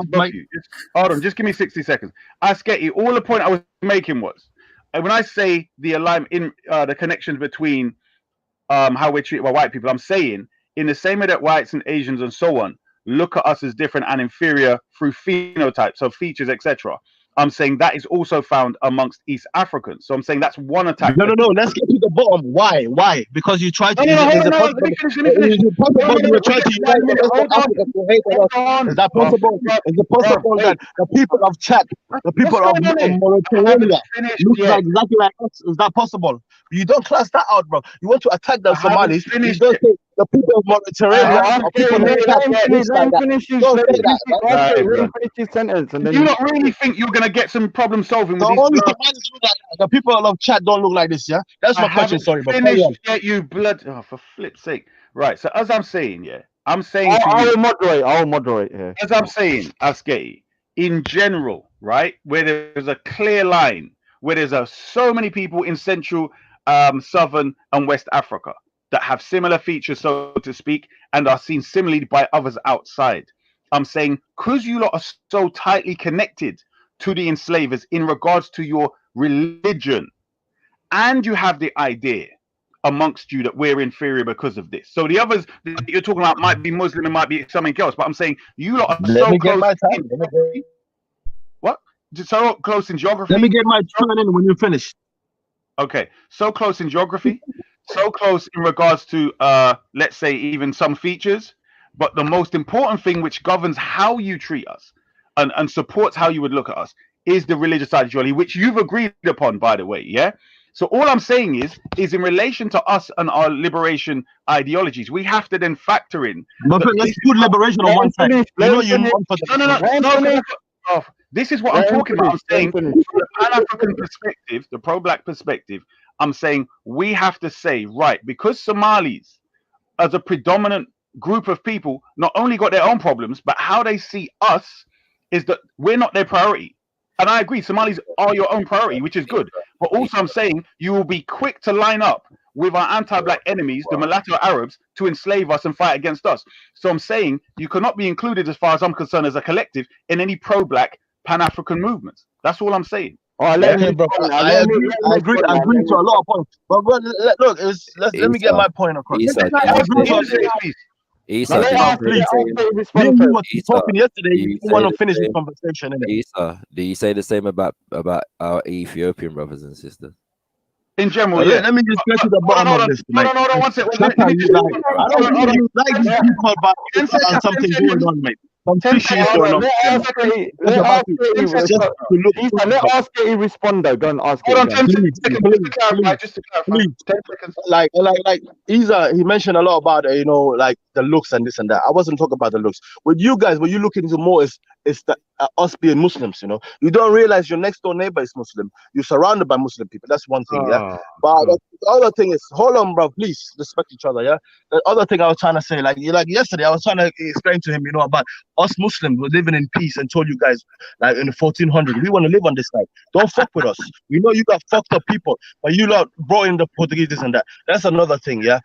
But the thing is, you hate Muslims so much that you want to use this excuse as Somalis. You hate Sunnis. The other people hate Muslims, right? You want to put it in as Somalis and trying to find it. You said that you have you bet interruption, Raj. What's going on? Yeah, let him I think you said that we have similarities because of the phenotypes and that. We have similarity because of the phenotypes and the way we look and that. Forget, let's just put looks one side, yeah? You Lord, today, on this day today, you like Hector, Jupiter's husband, he completely denies what's going on with Africa. Like Jupiter and her husband has got this theory saying that it was just this. Just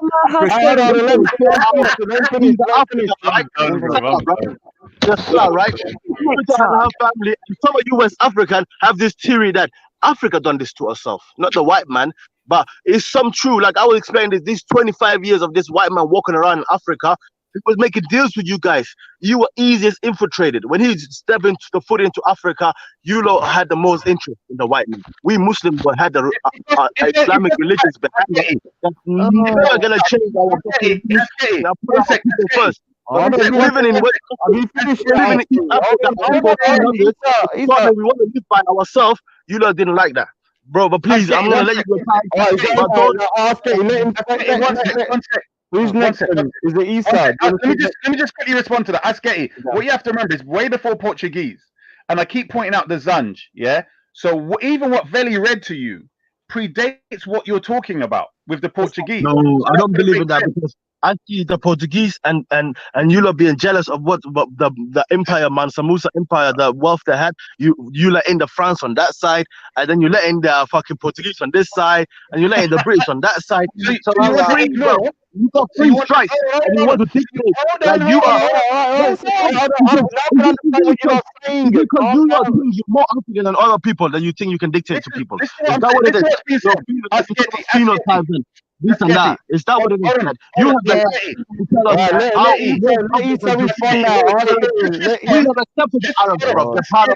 Asketi, just respond to what's being said to you, yeah? All we're saying is, are you denying in the 8th and 9th century that Somalis helped out in the enslavement of the Zanj? Are you saying? I have no evidence on that. I'm not going to be this stupid guy and said that Somalis went in with them camels and horses into wars, even the closest bit, Kenya.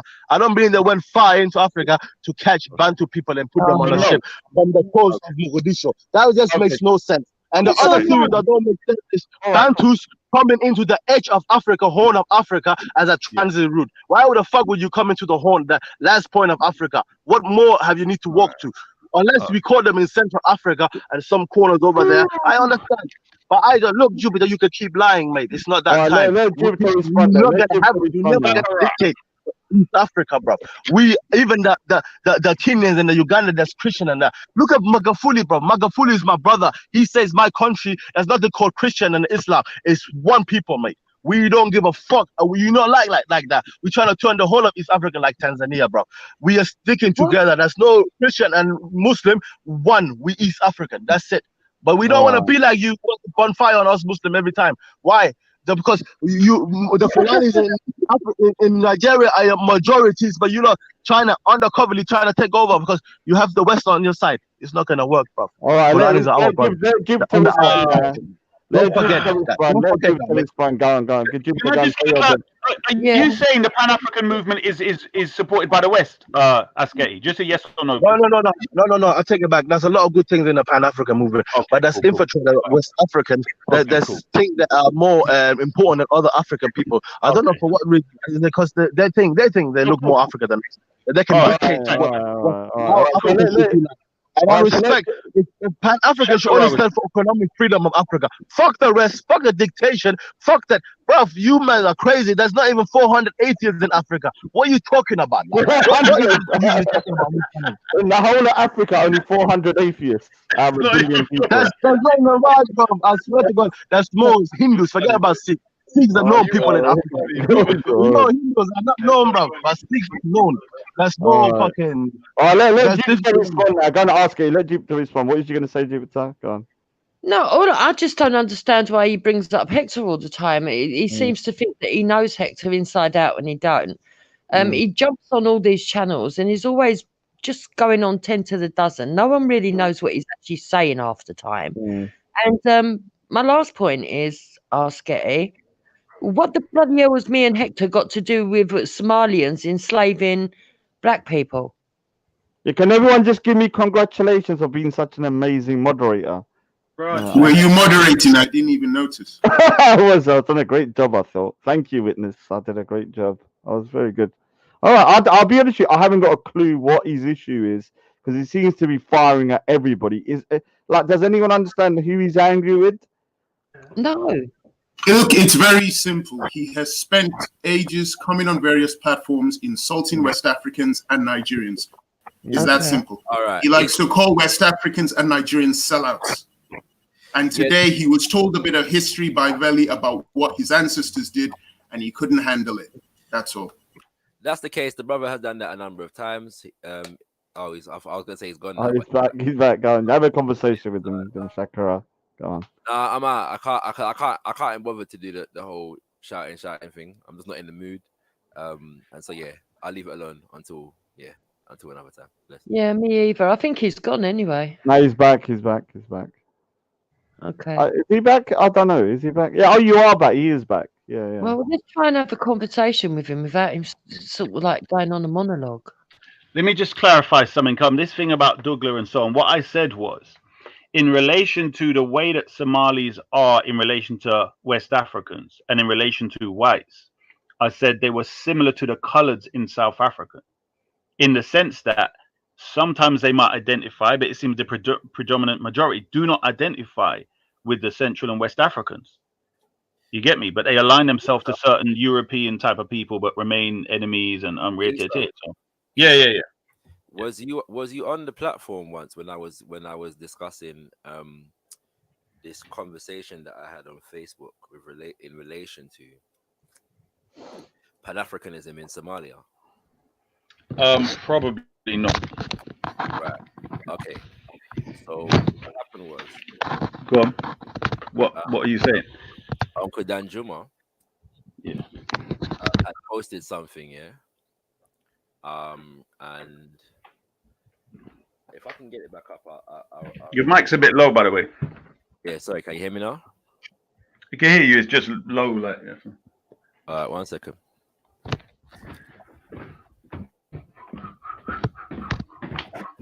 Is that better? Yeah, a bit. Go on. I was trying to get it with. So Uncle Danjuma had posted something about he posted a picture of Somali women protesting against the imprisonment, yeah, of Angela Davis in the 1970s, yeah. Who's Angela Davis? No, I don't know who that is. Sorry, not so Angela Davis was a Black Power activist, yeah, in the 60s and 70s, yeah. She was part of the Black Power movement, okay, and she was hounded by the FBI, and she was arrested, and and that kind of different thing, okay. So yeah, 1972. I found the post. Yeah, 1972, Mogadishu, Somalia. There's women in the streets protesting apparently against the imprisonment of Angela Davis. Yeah, and so a conversation. And Uncle Danjuma, writes one of his, his things. His articles, yeah, right. You know what I'm saying? No, right. Sorry. So I thought he's going to come for the thing. I apologize. All right, what's it? Yeah, Uncle Danjuma. Yeah, writes one of his articles, and then a few brothers and sisters come on. One of them says about Pan-Africanism and Islam are no longer friends, and he goes into all kinds of different reasons why. But then a Somali brother comes on, and he posts this song, yeah, and the tune is bad, yeah. But he says this song was sung during the 1974 Organization of African Unity Summit held in Mogadishu, Somalia.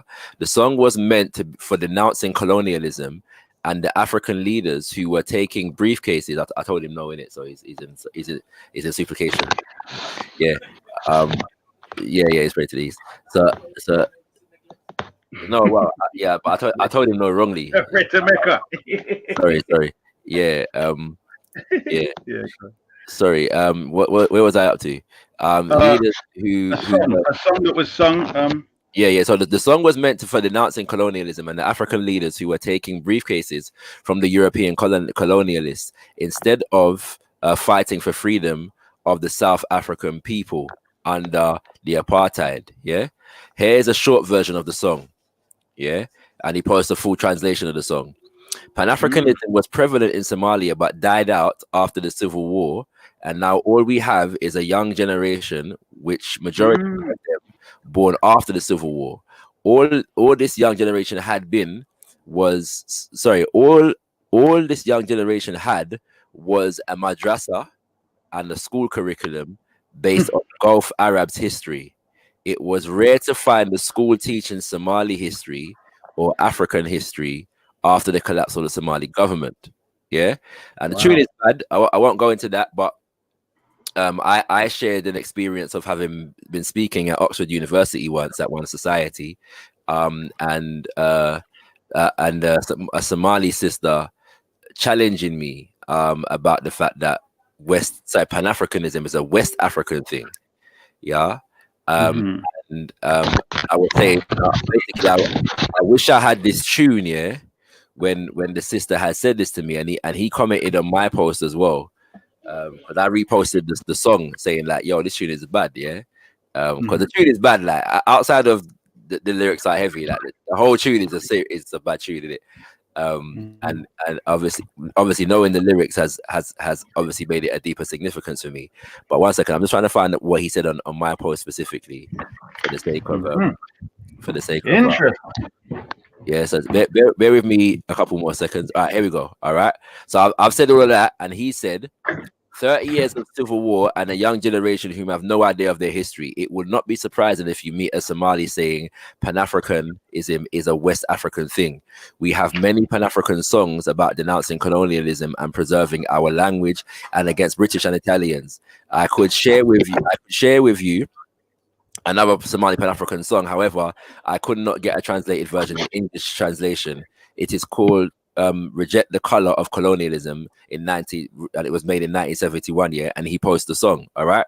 So the point, the long and short of it is, bro, that really, yeah, we understand from a Pan-African perspective that these challenges exist.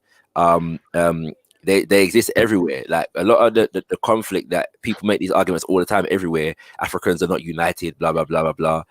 And whilst recognizing the unique challenges that exist in East Africa, there are divisions across many different lines. Yeah. In East Africa, Central Africa, West Africa, North Africa, Southern Africa. Yeah. So the argument of the fact of these divisions is not an argument actually against Pan-Africanism. It's an argument for Pan-Africanism in that respect, because of the fact that it is the ideological framework of Africanness and solving African problems as African people that is suggested to as a conduit for surmounting these problems by developing a shared purpose, if that makes sense. So yeah, we don't deny the issues, but the issues don't negate the overall goal in that regard. No, but this is what I'm saying. So the problem there is now, how far have they evolved in another direction since that time? That's the issue we're facing now. Whereas when I'm talking to Nigerians, Ghanaians, Senegalese, Ivory Coast, Congolese, all of these other people I'm talking to, they're on board. But when I talk to and as a collective, Frank White, mute your mic, please, Frank White. And when I say it's like, even when I say on board, I don't mean that they're down, with the Pan-African movement or any pro-black thing straight away. But they identify with what I'm saying straight away. But when I talk to many Somalis and other East Africans, Eritreans, Djibouti, maybe a bit different slightly, but definitely Eritreans and a lot of Somalis, that's secondary as hell. And it's always, the first two, I would say, although they say it the other way around, it's Somali, then their religion. Although they say it's the religion, then Somali. And I'm saying that in and of itself, because the religion's so intertwined with it, it's put up a big wall there, an iron wall. Well, put it this way, bro. I'd say in answer to your first inquiry, how far down another path have they gone? They've gone no further than most of North Africa. Most of North Africa, but what does that mean though? Because I'm saying it means that if black people can unite with white Arabs in the name of Pan-Africanism, then we can certainly unite with our Somali brothers and sisters in the name of Pan-Africanism. No, but that's what I'm saying. That shows you're not looking at the psychology behind it, because it's clear that when you're talking to somebody who has this light skin, they're kind of a either or kind of situation, because they can recognize that there's that clear difference. Whereas you have Asgetis on here who will identify with the dark skin, the woolly hair, and the rest of it, and then totally deny their involvement in it. Yeah, and that problem exists in many different forms, in many different ways across the African diaspora. The fact of the matter is, there is a genuine issue in North Africa. And people will still come here and say, well, we need unity, and all kinds of mitigations are given for it in that regard. I don't know of any situation currently, in spite of the psychological issues, and the cultural issues, which I recognize. I don't know of a situation presently whereby our Somali brothers and sisters are actively enslaving other Africans. I don't know about that. Yeah? No. We're talking once again, whereas that is taking place in North Africa. There are worse issues. North African thing coming from? How are you bringing North Africa into this? Why not? I'm saying that I'm saying that there is an argument that promotes that idea. But then if we are going to say that we can't Pan-Africanism can't work because of the mentality of the Somali brothers and sisters, then why is it on the other hand being advocated that the Pan-African movement should close ranks or embrace people who do not identify as African and are not African and are oppressive to Africans within the Pan-African movement? But beyond that, There's actually a worse issue taking place in Sudan, yeah, whereby people who claim to be Arabs, and some of them are African, claiming to be Arabs, and some of them are actually Arabs, and there's a bit of and there's obviously nuances in between, and that have been oppressive to Africans in recent times. Yeah, that's a recent issue. Yeah, and that is still very, very real and very, very raw. That is not taking place in Somalia to anything near the same degree. And again, that's with recognizing the actual psychological issues and cultural issues that are at hand. But we can't particularize Somalis as though they're unique in the degree to which whatever levels of self-hatred exist in Somalia exist. It's just not the case.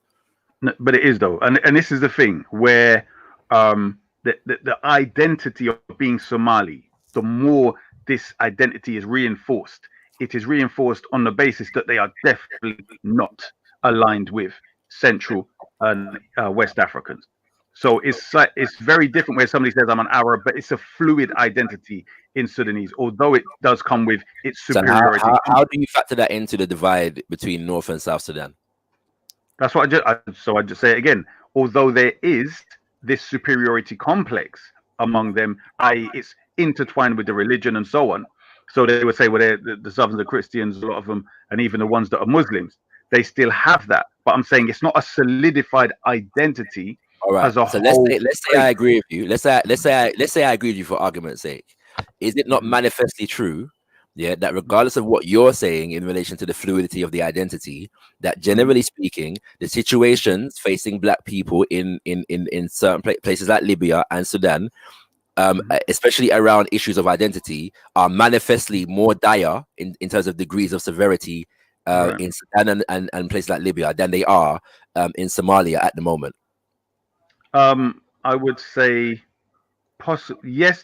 I mean, if we take on the fact that they're killing each other in Somalia, then no. But if we take on the fact of how I heard, I'm gonna come to that.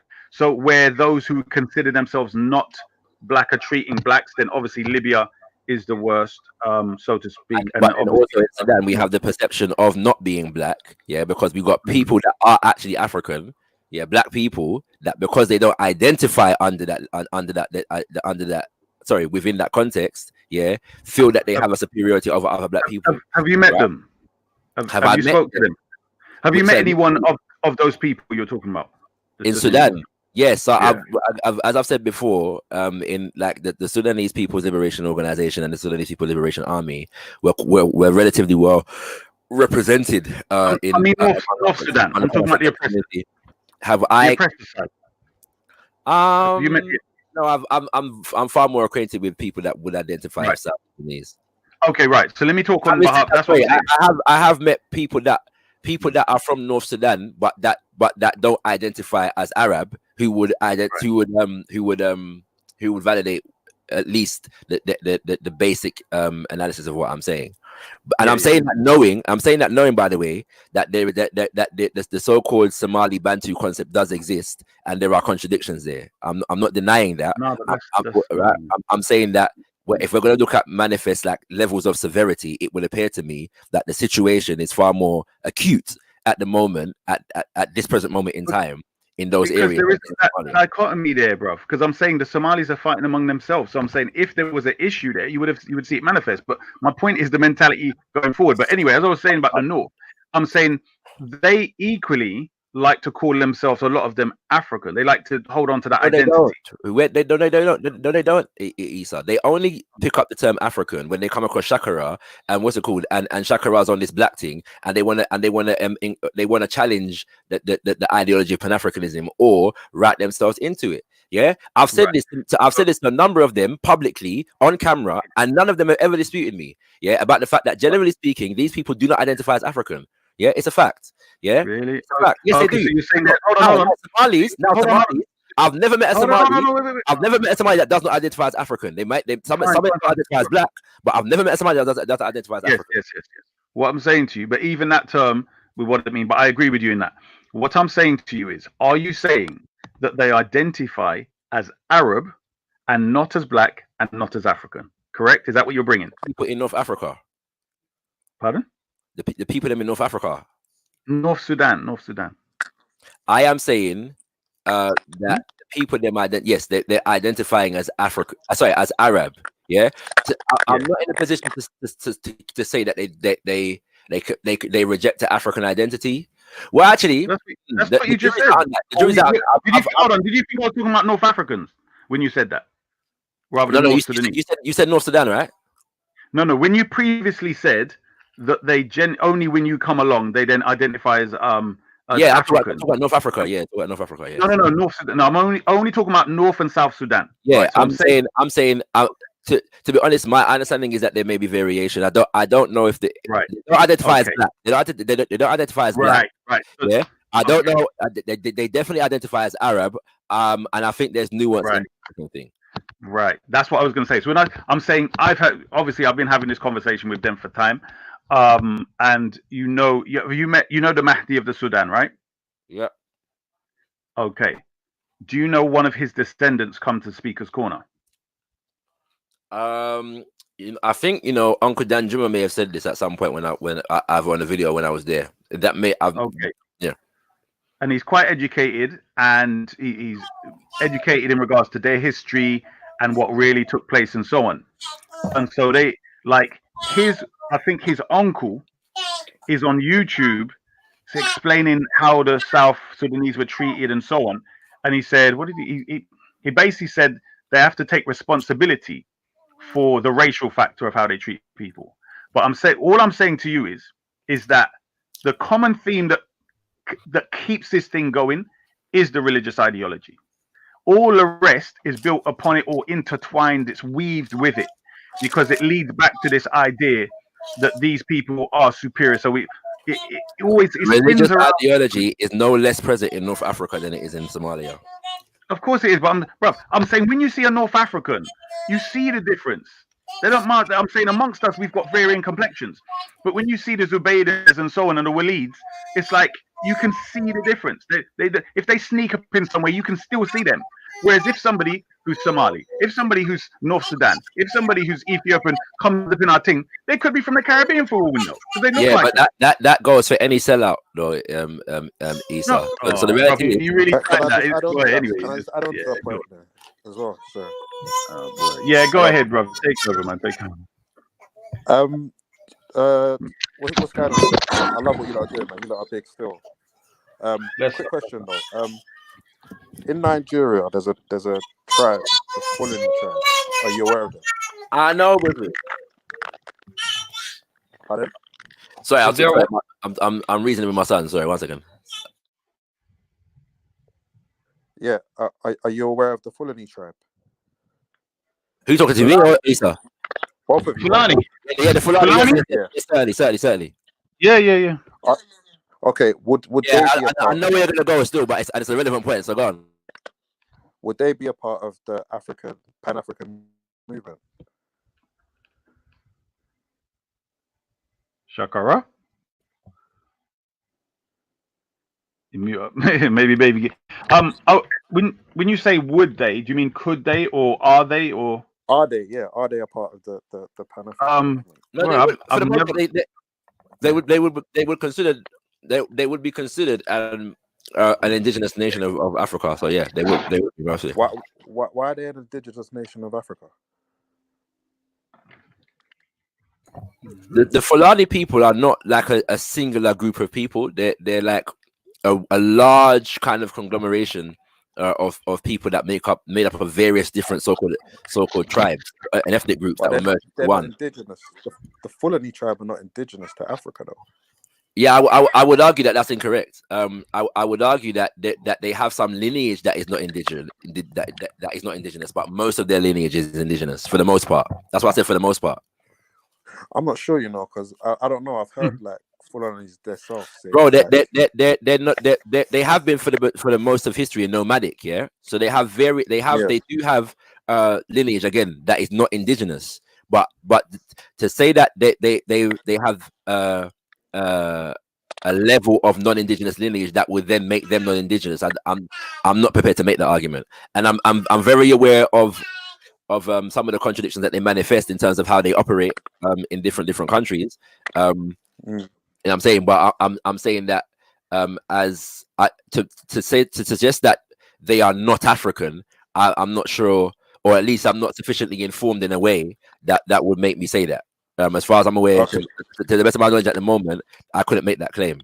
That Do yeah. you have I for the Pan African movement, like going forward, and let's say like people who you would identify as, I don't know, maybe enemies to it, wouldn't they be like a part of that? Like, have you met a Fulani that was 1 second me or I don't doubt that we have to find a way of dealing with internal enemies among us, and if those enemies represent entire people groups, then that's something that we're gonna have to deal with. I don't know if I have the solution to that, or if it's even wise to discuss that. If I did on a live platform, however, I mean, to me, this is a concern that becomes really apparent once we've achieved a certain level of organization. Just I'm saying, whereby the stakes are that deep. At the moment, we're still trying to educate and organize our people around certain basic principles. I understand that. Just I reckon I'm a lot of people learn a lot more about Africa and even Nigeria in general if they looked at the Fulani tribe. I hear that still. I do hear that. I'm cautious though of kind of creating a situation in which everybody unites against the Fulani, if that makes sense. Yeah, of course. But it wouldn't be like, in my personal opinion, I don't think it would be like everybody against the Fulani. No, the contradictions are real. Like if we're dealing with the especially if you're dealing with the religious element, in the sense of the fact that a lot of the 1800s jihads were waged by the Fulani people, and people that were maybe not Fulani prior to were actually made Fulani in that context. So yeah, it is a fundamental contradiction, and there are issues there. I'm just saying that the issues, like if we have issues among us as African people, that doesn't make a person not African. It just makes them contrary to the interests of African development at a moment in time. You know what I'm saying? No. I wasn't saying that. I wasn't saying that just because I thought that we have issues with them. I was saying it just because when I hear the backstory of the Fulani, they say they're not from. Yeah. But bro, that has deep roots in West Africa, because just after Ghana, the people them that started the Mali Empire drew their lineage from Arabia, and all kinds of different things, right? So I'm saying, so manufactured lineage in adherence to a supposed religious creed is not new, and is not exclusive to the Fulani in that regard. Yeah, that's true. Which is why, sorry, I know I'm citing a lot. I have that problem sometimes. Forgive me. Which is why, when it comes to the issue of African spirituality and culture, it's very important, because piecing together our actual histories, there are roadmaps towards forging greater unities if we understand our actual history and our actual relations with each other, because a lot of this division is built upon the perception of being separate and distinct. Oftentimes, especially when people are living right next to each other, there's far more relatability and relatedness and interaction than recent history may suggest, and the ancient history has been absorbed through colonialism and all kinds of invasion and rewritings of history. And so the Pan-African cultural journey is a journey that brings these things to light, and you can't address them without addressing oral history, and you can't address oral history without addressing cosmology, and you can't address cosmology without addressing African spirituality. Yeah, I hear that. Another question as well. Obviously now after colonialism, you've got a lot of countries that like gained independence and stuff. Nigeria is one of those countries. How does independence in air quotes? Yeah, of course, in quotes. How does what do you think about the country Nigeria? It's a creation of the British, and it remains a bastion of British interests in Africa. Okay, so as a Pan-African, I take it you would like to see the Igbo and the Yoruba and all other indigenous tribes free from My issue is slightly different. And to me, the cessation of Biafra is not necessarily a Pan-African idea, or that it could contribute to one, if that makes sense. Okay. Yeah. To me, the more fundamental issue is the extent to which Chevron and Shell are present in the land. The extent to which the IMF and the World Bank still control the economy. You know what I'm saying? That's a more fundamental issue to me. And I think that when we look, there's a book that I've come across called How Yoruba and Igbo Became Different Languages.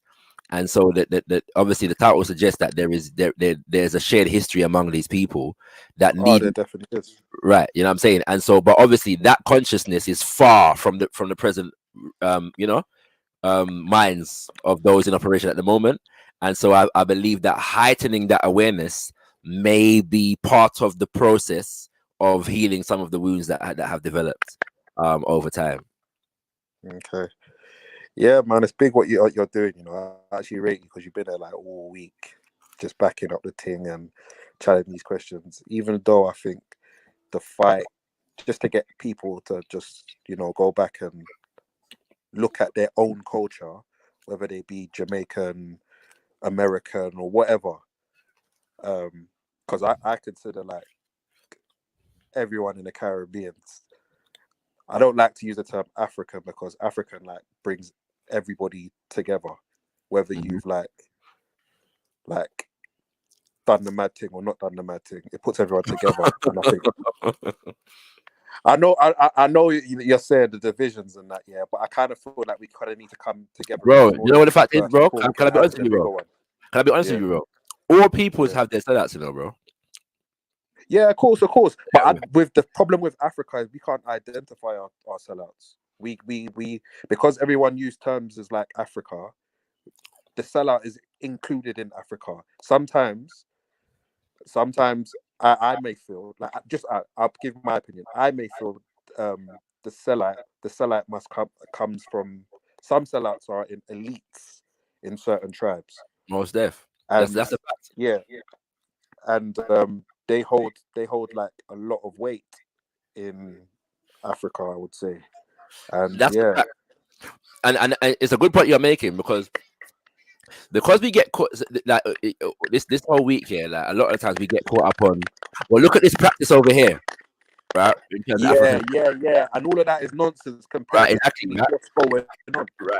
You know what I'm saying? But at the same because time, the practices and that, there's loads of practices. Even a lot of the people that are coming with these practices in their own books, they're finding practices that they can't even stand to.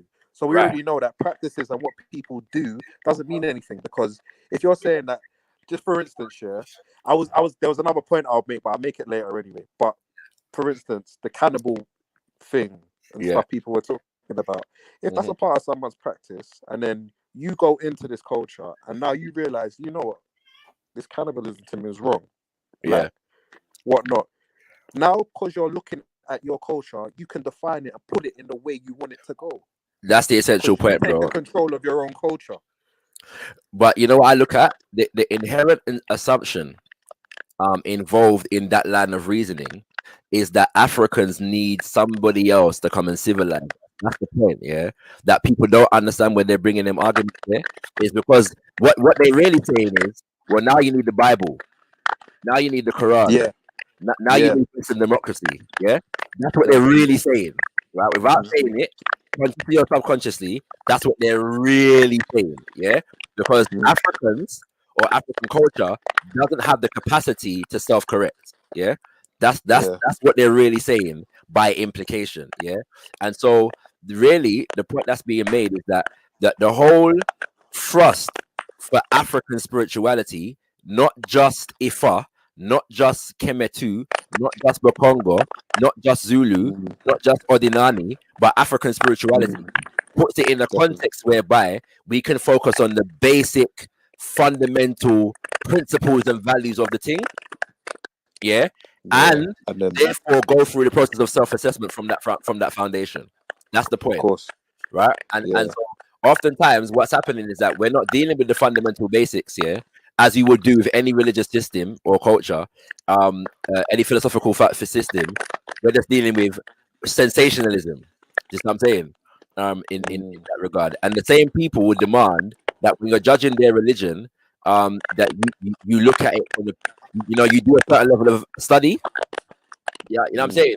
You don't take one verse out of the Quran and do an assessment. You don't take one epoch out of European history, as just judge it on that. Judge it on that. But they don't see they break down everything, find the reasons why, like they look for anything as exactly in and order to make explain it. sense You of go through all kinds of different things. Well, the prophet was facing this at this particular moment in time. Yeah, of course. You know what I'm saying? But look at all the good that they did. You know what I mean? They left churches and they left schools and they left roads. All kinds of stupid arguments, right? But you find one example of something, and that takes the whole thing as though there's no self-correction here. It's got no credibility now more. No more. Exactly. Like, they found out one person at somebody. It's Right. on paper somewhere. Exactly. Then, that's it. Everything filed up. And I don't play them games. I don't play them games. And the thing is, all week here, because the subject has been African spirituality, the one thing I've not done for the most part is say, well, what about what your people them did? Yeah, like no, but that's why. But you know what, Shaq? That's why. I think just after this week, I think everyone you probably normally debate with has probably like gained a newfound respect for you because you haven't like caved in to none of the bullshit. And there's been loads of times when I've been listening and I thought, raw, this guy's got metal of steel. So I don't know. For anyone that does know you, and if they're African, whatever they want to call themselves, Caribbean, American, whatever, I would hope they look at you and think, raw, where is he harnessing all that energy and power to be able to be so restrained from? And maybe that might help them look into the culture and maybe pick something up. Well, I'm humbled, bro. And as we say, give praises unto our great ancestors. It's them kind of teachings there, you know what I'm saying? Tendai working, But yeah, for me, like it would be an opportunity to get into the actual philosophical foundations. Maybe before we jump off today, I'll drop some stuff for people's own. Even if you could sling more bits about Haiti. Yeah, we'll see. Maybe we'll get to that. You know what I'm saying? But before I do that though, I forgot something, and because Isa, you still there?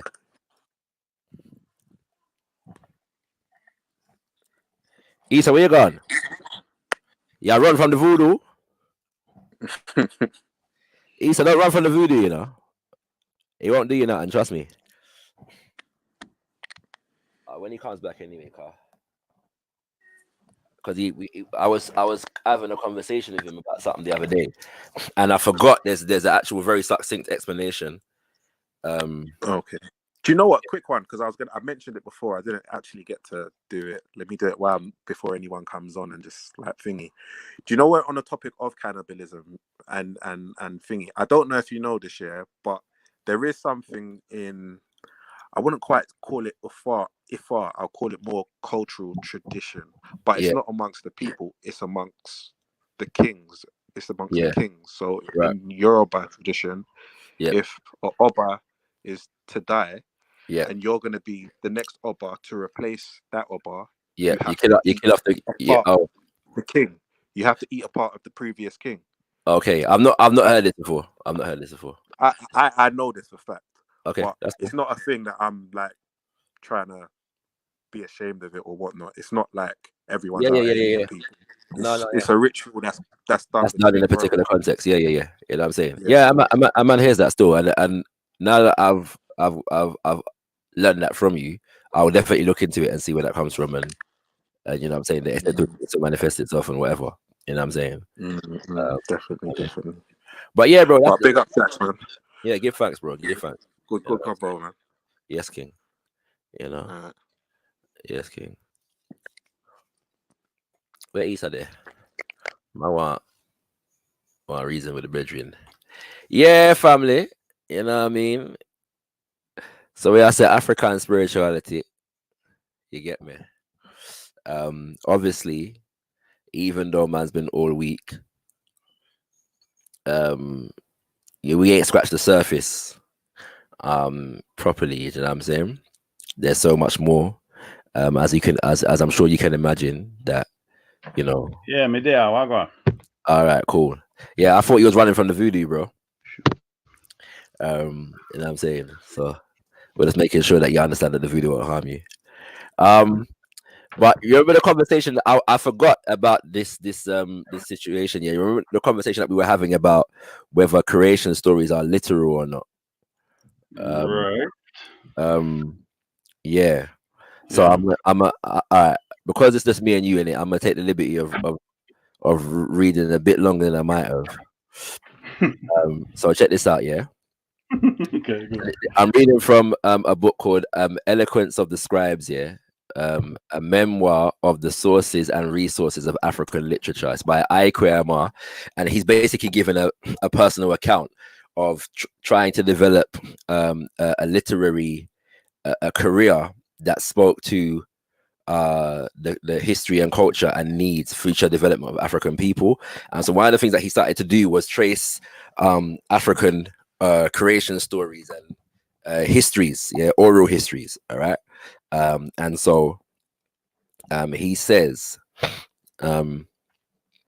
he's asking a lot of his elders for stories, yeah.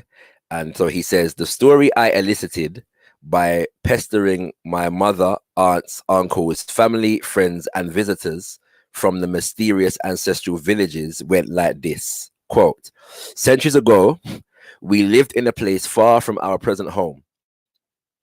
Life was so good, we grew sleepy, and in our drowsiness, we were overtaken by the arrival of a strange new religion, Islam. The Muslims wanted us to drop our ancestral ways and adopt the ways of their ancestors. We refused, but some of our people were converted or succumbed to force. Those who wanted to preserve the old ways, those who wanted to preserve the ways of our ancestors, having fought and lost, migrated. Over decades and centuries, we the Akan arrived in West African grasslands. Then in the forest of the Ashanti and Brong Aho, where those of us who felt at peace in the forest settled. Some moved all the way till we came to the coast. All these last journeys, our main leaders were a woman, Eku, and 3 men, Oson, Oburum Ankoma, and Odapa Jan. Yeah. Mankasim, the capital city, was where we settled.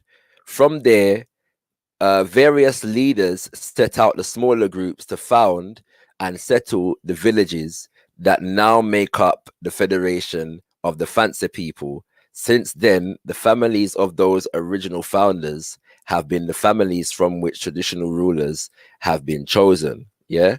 And he goes on. That's not, yeah, this is the actual part where which is relevant to the conversation that we had. Yeah. My mother's family was descended matrilineally from the founders of 3 villages in the fancy rural hinterland near Cape Coast. Since Akan Queen mothers determined the choice of the rulers, my elder brother Ai and I were expected, when our ruling uncles died, to succeed them as heads of the 3 villages. Right? Hear this part now. Ordinary Akan stories are known as Anansisem, after the spider who figures in many of them as folk anti-hero. Family histories are esoteric, distinguished from ordinary exoteric stories by a different name. They are called abakosem. A working phrase would be narratives of times past. Literally, Abba means it has happened. Ko, it is gone. Asem, matter or narrative. Yeah, to the matters of things that have gone by. Okay, things that have happened, gone by. It is still a matter of some surprise to me that no research. Sorry, I'll leave it there for now. There's a bit more that I want to read actually, but what's it called? But the point is that Anansisim are stories that are not literal, and the Bakasim are stories that have a more literal meaning to them. So in that culture, they actually have a designation between the two. Right, but isn't that the other way around? What do you mean? Sorry. Because the one which was the family history, how is that the metaphor? But the creation No, story. it's not the metaphor. That's the point. So let me read it again. Ordinary Akan stories are known as Anansisim, after the spider who figures in many of them as folk anti-hero. Family histories are esoteric, distinguished from ordinary exoteric stories by a different name. They are called Abakosem, a working phrase. What before you go on? Esoteric. Yeah. And that I found that interesting when I first read it as well. But I think if I'm understanding the tradition correctly, oftentimes Abakosem's tales are ritualized. Right. And so in the ritual they become an esoteric part of the life of the people, if that makes sense. Yeah. But the narratives within them, as the title suggests, Abba, it has happened, Ko, it is gone. Matter or narrative. So it's not history in the sense you're going to get a date and a time and this happened, but it's more periods of history, and this happened during this period, and you know what I'm saying, that kind of thing. It's just what happened, isn't it? So, yeah, you know. So this is one, you know what I'm saying. But the point is that you're supposed to take those stories as real history, you know what I'm saying. And the others as not. Now it goes on to say, it is still a matter of some surprise to me that no research group in the literature department of the universities of Legon, Kumasi, Cape Coast, or Abidjan has undertaken to collect, analyze, and translate the whole cycle of Akan epic traditions. A version of the Akan Chronicle was published by Reverend Gadiel Akwa, a fancy convert to the European religion Christianity, in 1939. Whoa. Sorry. What am I saying? The following is an excerpt from Akwa's rendering of the narrative of Akan migrations from ancient Ghana to present day Ghana. And he writes in fancy. I'm not gonna read, or is it tree? They're very similar. I can't tell the difference. So yeah, one or two anyway. But I'll read the translation. It says, ancient esoteric tradition assures us that long ago the people of Ghana had a home in North Africa, in far off Sudan, site of a very great black nation. It was because they rejected Islam and the fancy ancestors broke with the other people of Ghana. They then pulled up roots, traveling by stages, waging hard battles till they reached this place. Some traveled east, reaching Benin. They came by sea all the way to this Ghana. It is some of their descendants who speak Adangme, Ga, and Ewe. Others traveled west and came to Chetiman. These migrants were the Akan ancestors, the Fanse, the Ashanti, and Akim, Wasa, Asin, Kwahu, and Akuapem, Agona, Denchida, and Akwamu. They all speak one language in 10 dialects. Yeah. So this is a part of their oral tradition, but as he's saying, nobody's actually researching this thing and studying it. But the oral tradition actually suggests that many of the groups that are in Ghana today are actually, descended from the same people. Yeah. Whereas they don't see themselves in that way now, and at a different point in history there were different battles and even wars between some of them. Yeah. You know what I'm saying? But the oral tradition, suggests that they're actually all descended from the same people, migrating from the same place and separating at different points. So the Agdangme and the Ga are two different groups that are now they those two groups understand their relatedness. So oftentimes the Agdangme and the Ga will be referred to together as the Gadangme people. Yeah. Right. You get me? But then the Evwe, when it says that they went, some of them reaching Benin, the Evwe tradition and the Fon tradition are very, very close to each other, right? You see what I'm saying? So all of these relationships apply in this regard, yeah. So yeah, and I'm pointing that out just as in terms of the migrations, in terms of their history, but also in terms of the culture and the spirituality. So if one says to me, well, why are you picking and choosing the cherry picking thing? Well, if I'm cherry picking between Adangme ga Evwe, Asante, Wasa, Asin, Kwahu, Akuapem, Agona, Denchida, etc. Am I actually cherry picking, or am I recognizing the unified common descendancy of them all?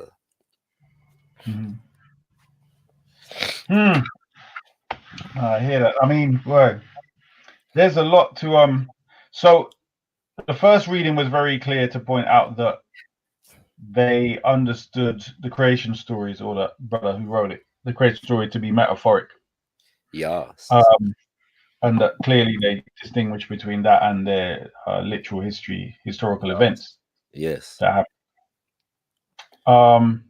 Yeah, no, I hear that. I mean, I think that would be normal anyway. But to be honest, I think what a lot of people have done is to merge the two. So they've taken historical events and give them, so-called mythological, metaphorical spins, so to speak. Definitely. Well, I gave you an example of that the other day when I read the Obatala Shango story. That's definitely an example of that. Yeah. I think that's more common. Do you know what I mean? So it's preserved. But then again, even in the rituals, like you said, I think it was common. People would do the rituals. For instance, a well-known example, obviously in the West, is the so-called Passover. Do you know what I mean? Where the claim is that, as you know, in Egypt. Yeah. So, That makes sense, Well, you know what I'm saying? But yeah, man. I'm a read something else here. I'm gonna take that opportunity. But big up, Aaron Monshella. Did you have something to say? Sorry, I just seen that you're online. Yes, it was beautiful what you were reading up. Oh my god! I'm joking. Yeah, no. I never knew anarchist shed tears, my brother. Well, go on. Only tears of joy when we see Babylon burning. Is it? I said, see. Yeah. But yeah, I'm a read something else here. But if you got something to say, say it. I was just gonna quickly say, what was that book that you mentioned about how Yorubas and Igbos were one? What was it called? It's how Yoruba and Igbo, or how Igbo and Yoruba became different languages. Okay, by Bolaji Arimo. Yes. Okay. Yeah. All right. What's it called? I don't have the book yet. But yeah. I've seen it. I've seen it still. So check this out now. Yeah, this is from an essay. Yeah. Actually, a PhD thesis. From let me make sure I get the name of the thesis properly. I'm gonna have to scroll back up again. 1 second. It's called "Digging Up the Past: An Approach to Fundamental Education and Development" by Baba Kimbwadende Kiabunseki Fukiao, yeah, who's the author of a brilliant book called African Cosmology. So I suggest everyone check it out if you're actually interested in something to do with, African spirituality. Sorry, what's that, the title? Yeah. The title of the thesis is called "Digging Up the Past: An Approach to Fundamental Education and Development" by Kimbwadende Kiabonseki Fukiao. Yeah, and this is in PhD? It's a PhD thesis. Yes. It's his PhD thesis. Yeah. What's it called? And I said he's written a number of books. One's called African Cosmologies. Another one is called Mbongi, an African political institution. Another one is called Kindezi, and that's about child rearing traditions in Africa. And then it's got another one called I'm forgetting the name. But yeah, it'll come back to me. But it's about psychotherapy and healing arts and them kind of things there.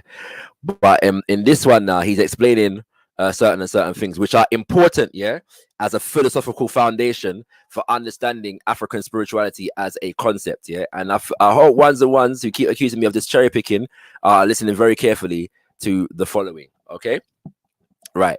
The Bantu. Oh, by the way, the term Bantu, has a different meaning in the language than it has when you put it in the hands of European anthropologists. And this kind of relates to what we were talking about earlier in terms of Somali brothers and sisters, because the definitions of what is called Bantu and what is not a Bantu were not defined by anybody in Africa, in to a certain degree. Okay, but Ntu, has a meaning which relates to peoplehood. Ba is a prefix that identifies a group of people. So like when you say Bakongo, it means the people of Congo. And Kikongo is the language of Congo. Ki is a prefix that relates to language, and Ba is a prefix that relates to people. But Ntu has a deeper meaning, which relates the people to the vital life force, So Bantu really just means people of the life force, isn't it? Like in a kind of roundabout literal translation. All right, but that's not what we're going into right now. We're going to go into some basic concepts to do with African spirituality. So anybody who's interested in African spirituality beyond the subject of ritual sacrifice, please pay attention. Thank you very much. It says the Bantu concept of God is a principle of Kalunga, i.e., or which means welded opposite forces, positive and negative, in one. And he puts a Kikongo phrase, which I'm not going to read. In fact, let me read it. Banza dia kibantu mu'nzambi kingu wa kalunga wa ngolo zabundana kala ye luvemba wa kimosi. And that's a phrase that basically explains what he just explained. Okay. The Munu himself, and the Munu is person, is seen in terms of these paired forces. Nkwa Lazungu. Sorry, Luzungu. He is a being of paired organic forces. Some are said Lumoso or Lukento, that is left or female. Others are Lunene or Lubakala, right or male. Because all these beings are resultant of the Kalunga, the complete forces made up of welded opposite forces of color and November, positive and negative in one. As a matter of fact, the whole African religion as one let me start again. As a matter of fact, the whole African religion as one can see in their aspect among the Bantu people have two key words besides Nzambe. Nzambe is a name for the creator, and Kalunga. These words are Ngolo and Moyo. Force, in brackets, energy or dynamism, which is Ngolo, and Moyo means life, in brackets, vitality. Moyo in Swahili also means heart, and there's a relationship between heart and life. It is here that the African religions, in their aspect among the Bantu, find the roots of their dynamism in their wholeness. Listen to this. Instead of searching the sense and meaning of the Bantu aspects of African religions on this clear basis, the Eurocentric scholars found it not only important but imperative for their imperialistic intentions to label Bantu religion on the ground of a very negative basis.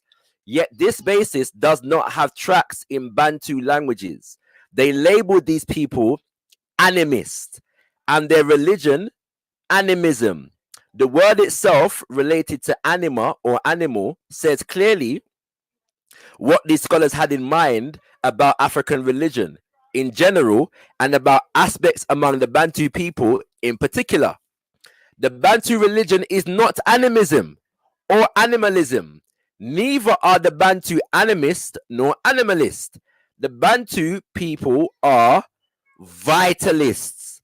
This is accepting themselves as well as everything in the universe as a part of the Nkingu and Nkingu Amoyo, which is the principle of life in its wholeness. Nkingu Amoyo, the principle of life in its wholeness. Their religion deals principally with force and vitality. A religion that does not believe in any physical being, but in Ngolo Yemoyo Mudingo Dingo. Once again, Ngolo Yemoyo Mudingo Dingo, which means force and life through Dingo Dingo, which is Dingo Dingo is the natural way of life, of evolution and change. This religion can be called dynamo vitalism or Kimoyo. The religion itself is not a question of belief. It is a question of Tadingo Dingo Yekala Mudingo Dingo, meaning participating in Dingo Dingo and being a part of Dingo Dingo, which is change and evolution through the vital life force. The Muntu Peter, was person. his Shaka cutting out? Say again? Say again? Yo. Hello, can I be heard? Is it you? Oh no, you're back again. Say that bit again. 'Cause I thought it was me. Yeah, you can be heard. You can be heard. You can be heard. I think you're delayed. Let me go back a sentence just in case it was Wait, missed. what the? Yeah, it might. Yeah, I don't. I'll come out and see it, listening through the thing. But big up, yeah. Yeah, come back if you want to come back in it. Get me? All right. It says the religion itself is not a question of belief. It is a question of Tadingo Dingo Yekala Mudingo Dingo, meaning participating in Dingo Dingo and being a part of Dingo Dingo. Once again, Dingo Dingo is change and evolution as a manifestation of the vital force. The Muntu, which is person, sees his religion like dancing. Dancing is not a question of belief. It is a question of participating and of being part of the dance. This is why every Muntu, African, dances exactly in the same manner. He talks and exhorts his Ngolo and Moyo, his vital life force, his vital dynamism and his life. Yeah. The key words of his religion of force and vitality, into which Nzambe, God, is not a physical being of male or female gender, but Kalunga, the principle of opposite worlded forces in one, a principle that one can understand because inseparable with matter, only is being part of the motion through the Dingo Dingo itself. Yeah, so in other words, that the spirit and the matter are not seen as separate; they're seen as part of one another.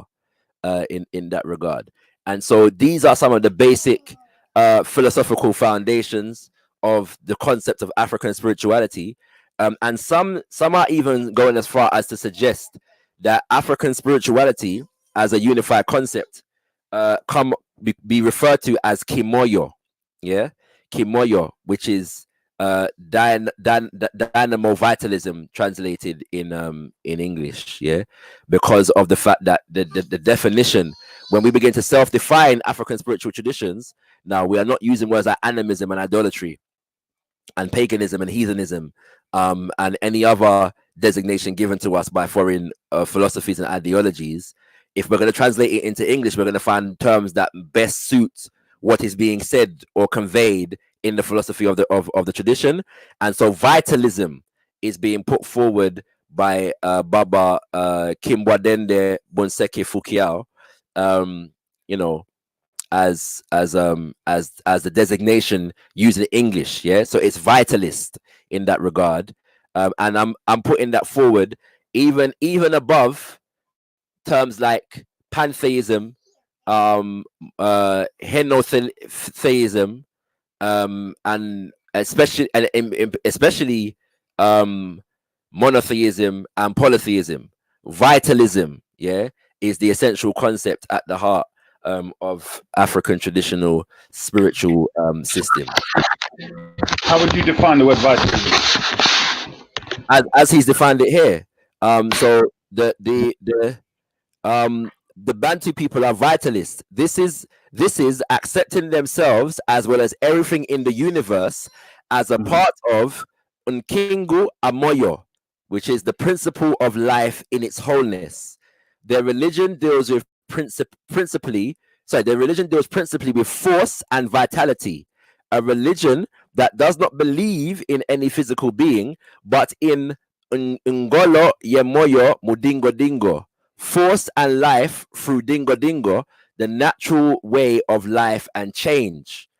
This religion can be called dynamo vitalism or Kimoyo. Yeah. So yeah, that's how I would define it. Okay. I've heard that before. You know, that was one of them the occultists in the Orientalist major writings. That's kind of, I think that's what they use, vitalism and all that stuff. So interesting. Yeah, sounding a bit like religion, but anyway. Yeah. So what do you mean though? I don't understand. No, I'm just I mean, I just remembered something you said too, because you said about redefining, you know, from your own perspective and stuff, which is what I totally agree with. But a lot of the time there's the claim that when somebody responds to something you say, for instance, that they are trying to seek to enforce what you have to fit into their box, to fit into their criteria. Yes. You So know I've said that when it applies.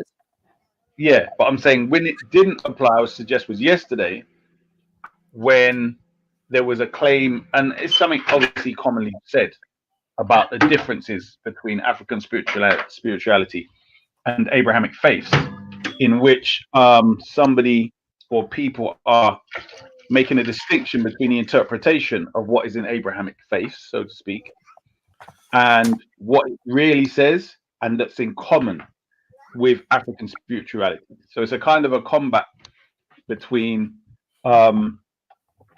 whose one is more moral, whose one is more truthful, and then trying to each one trying to defend from being mislabeled and misdefined, so to speak, or defined wrongly. Do you know what I mean? And I'm saying I feel that needs to be sped up, that kind of process, because the old Abrahamics is really not helpful. This old Western European term Abrahamics is not helpful because it really. I've never understood this, to be honest with you. I get that, like my Hebrew brothers don't want to be identified with Islam at all.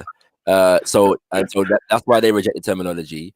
I don't know why you reject it, to be honest with you. I did explain before, but go. No, go on. So explain again.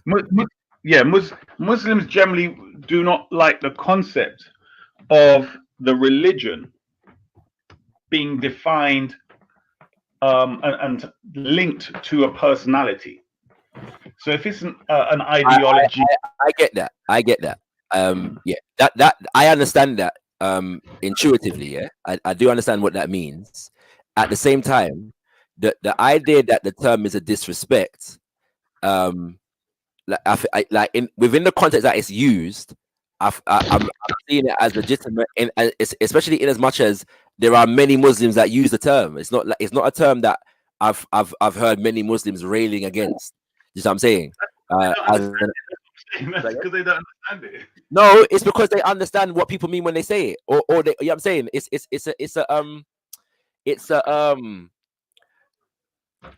Okay, basically, it's you know when Islam is referred to as Mohammedanism. Yeah. Yeah, like it's not an offensive terminology. Just what I'm saying, but the same thing would apply in relation to that. Muslims, generally speaking, don't identify their religion with a personality. Yeah, that's what I'm saying, right? How can I put it? The whole thing comes from the people who do identify their whole religion with a personality. That's Can I, the right? first Can I answer the question, Isa? Mm. Would I be correct in saying that the term Abrahamic was developed and used principally by people or people from cultures that would be identified with, as a part of those religious systems? Well, just Christianity, simple as that. So you're saying that Abrahamic, the term Abrahamic, is strictly a Christian terminology? It comes from them. So their outlook, like Yep. for instance, they said Mohammedanism, Yep. they use theirs as the criteria, which is Christianity. Yep. Then project, well, because the main character in this is Muhammad. All right. Likewise, Buddhism is not called Buddhism. So because Buddha's the main man, they call it what? Buddhism. It's called Buddhism. Yeah. All right. Can I ask a question then? Does the Quran identify a relationship between the traditions that are inspired by the Abrahamic line? A relationship? Yes. Does the Quran identify a unique relationship between the traditions that were developed from or inspired by the Abrahamic line? Not uniquely. I don't think I get your point. Let me give a response and see if I'm responding to what you're saying. The Quran is identifying that each group, language, culture may have different rituals and ways of expressing the system of Islam, but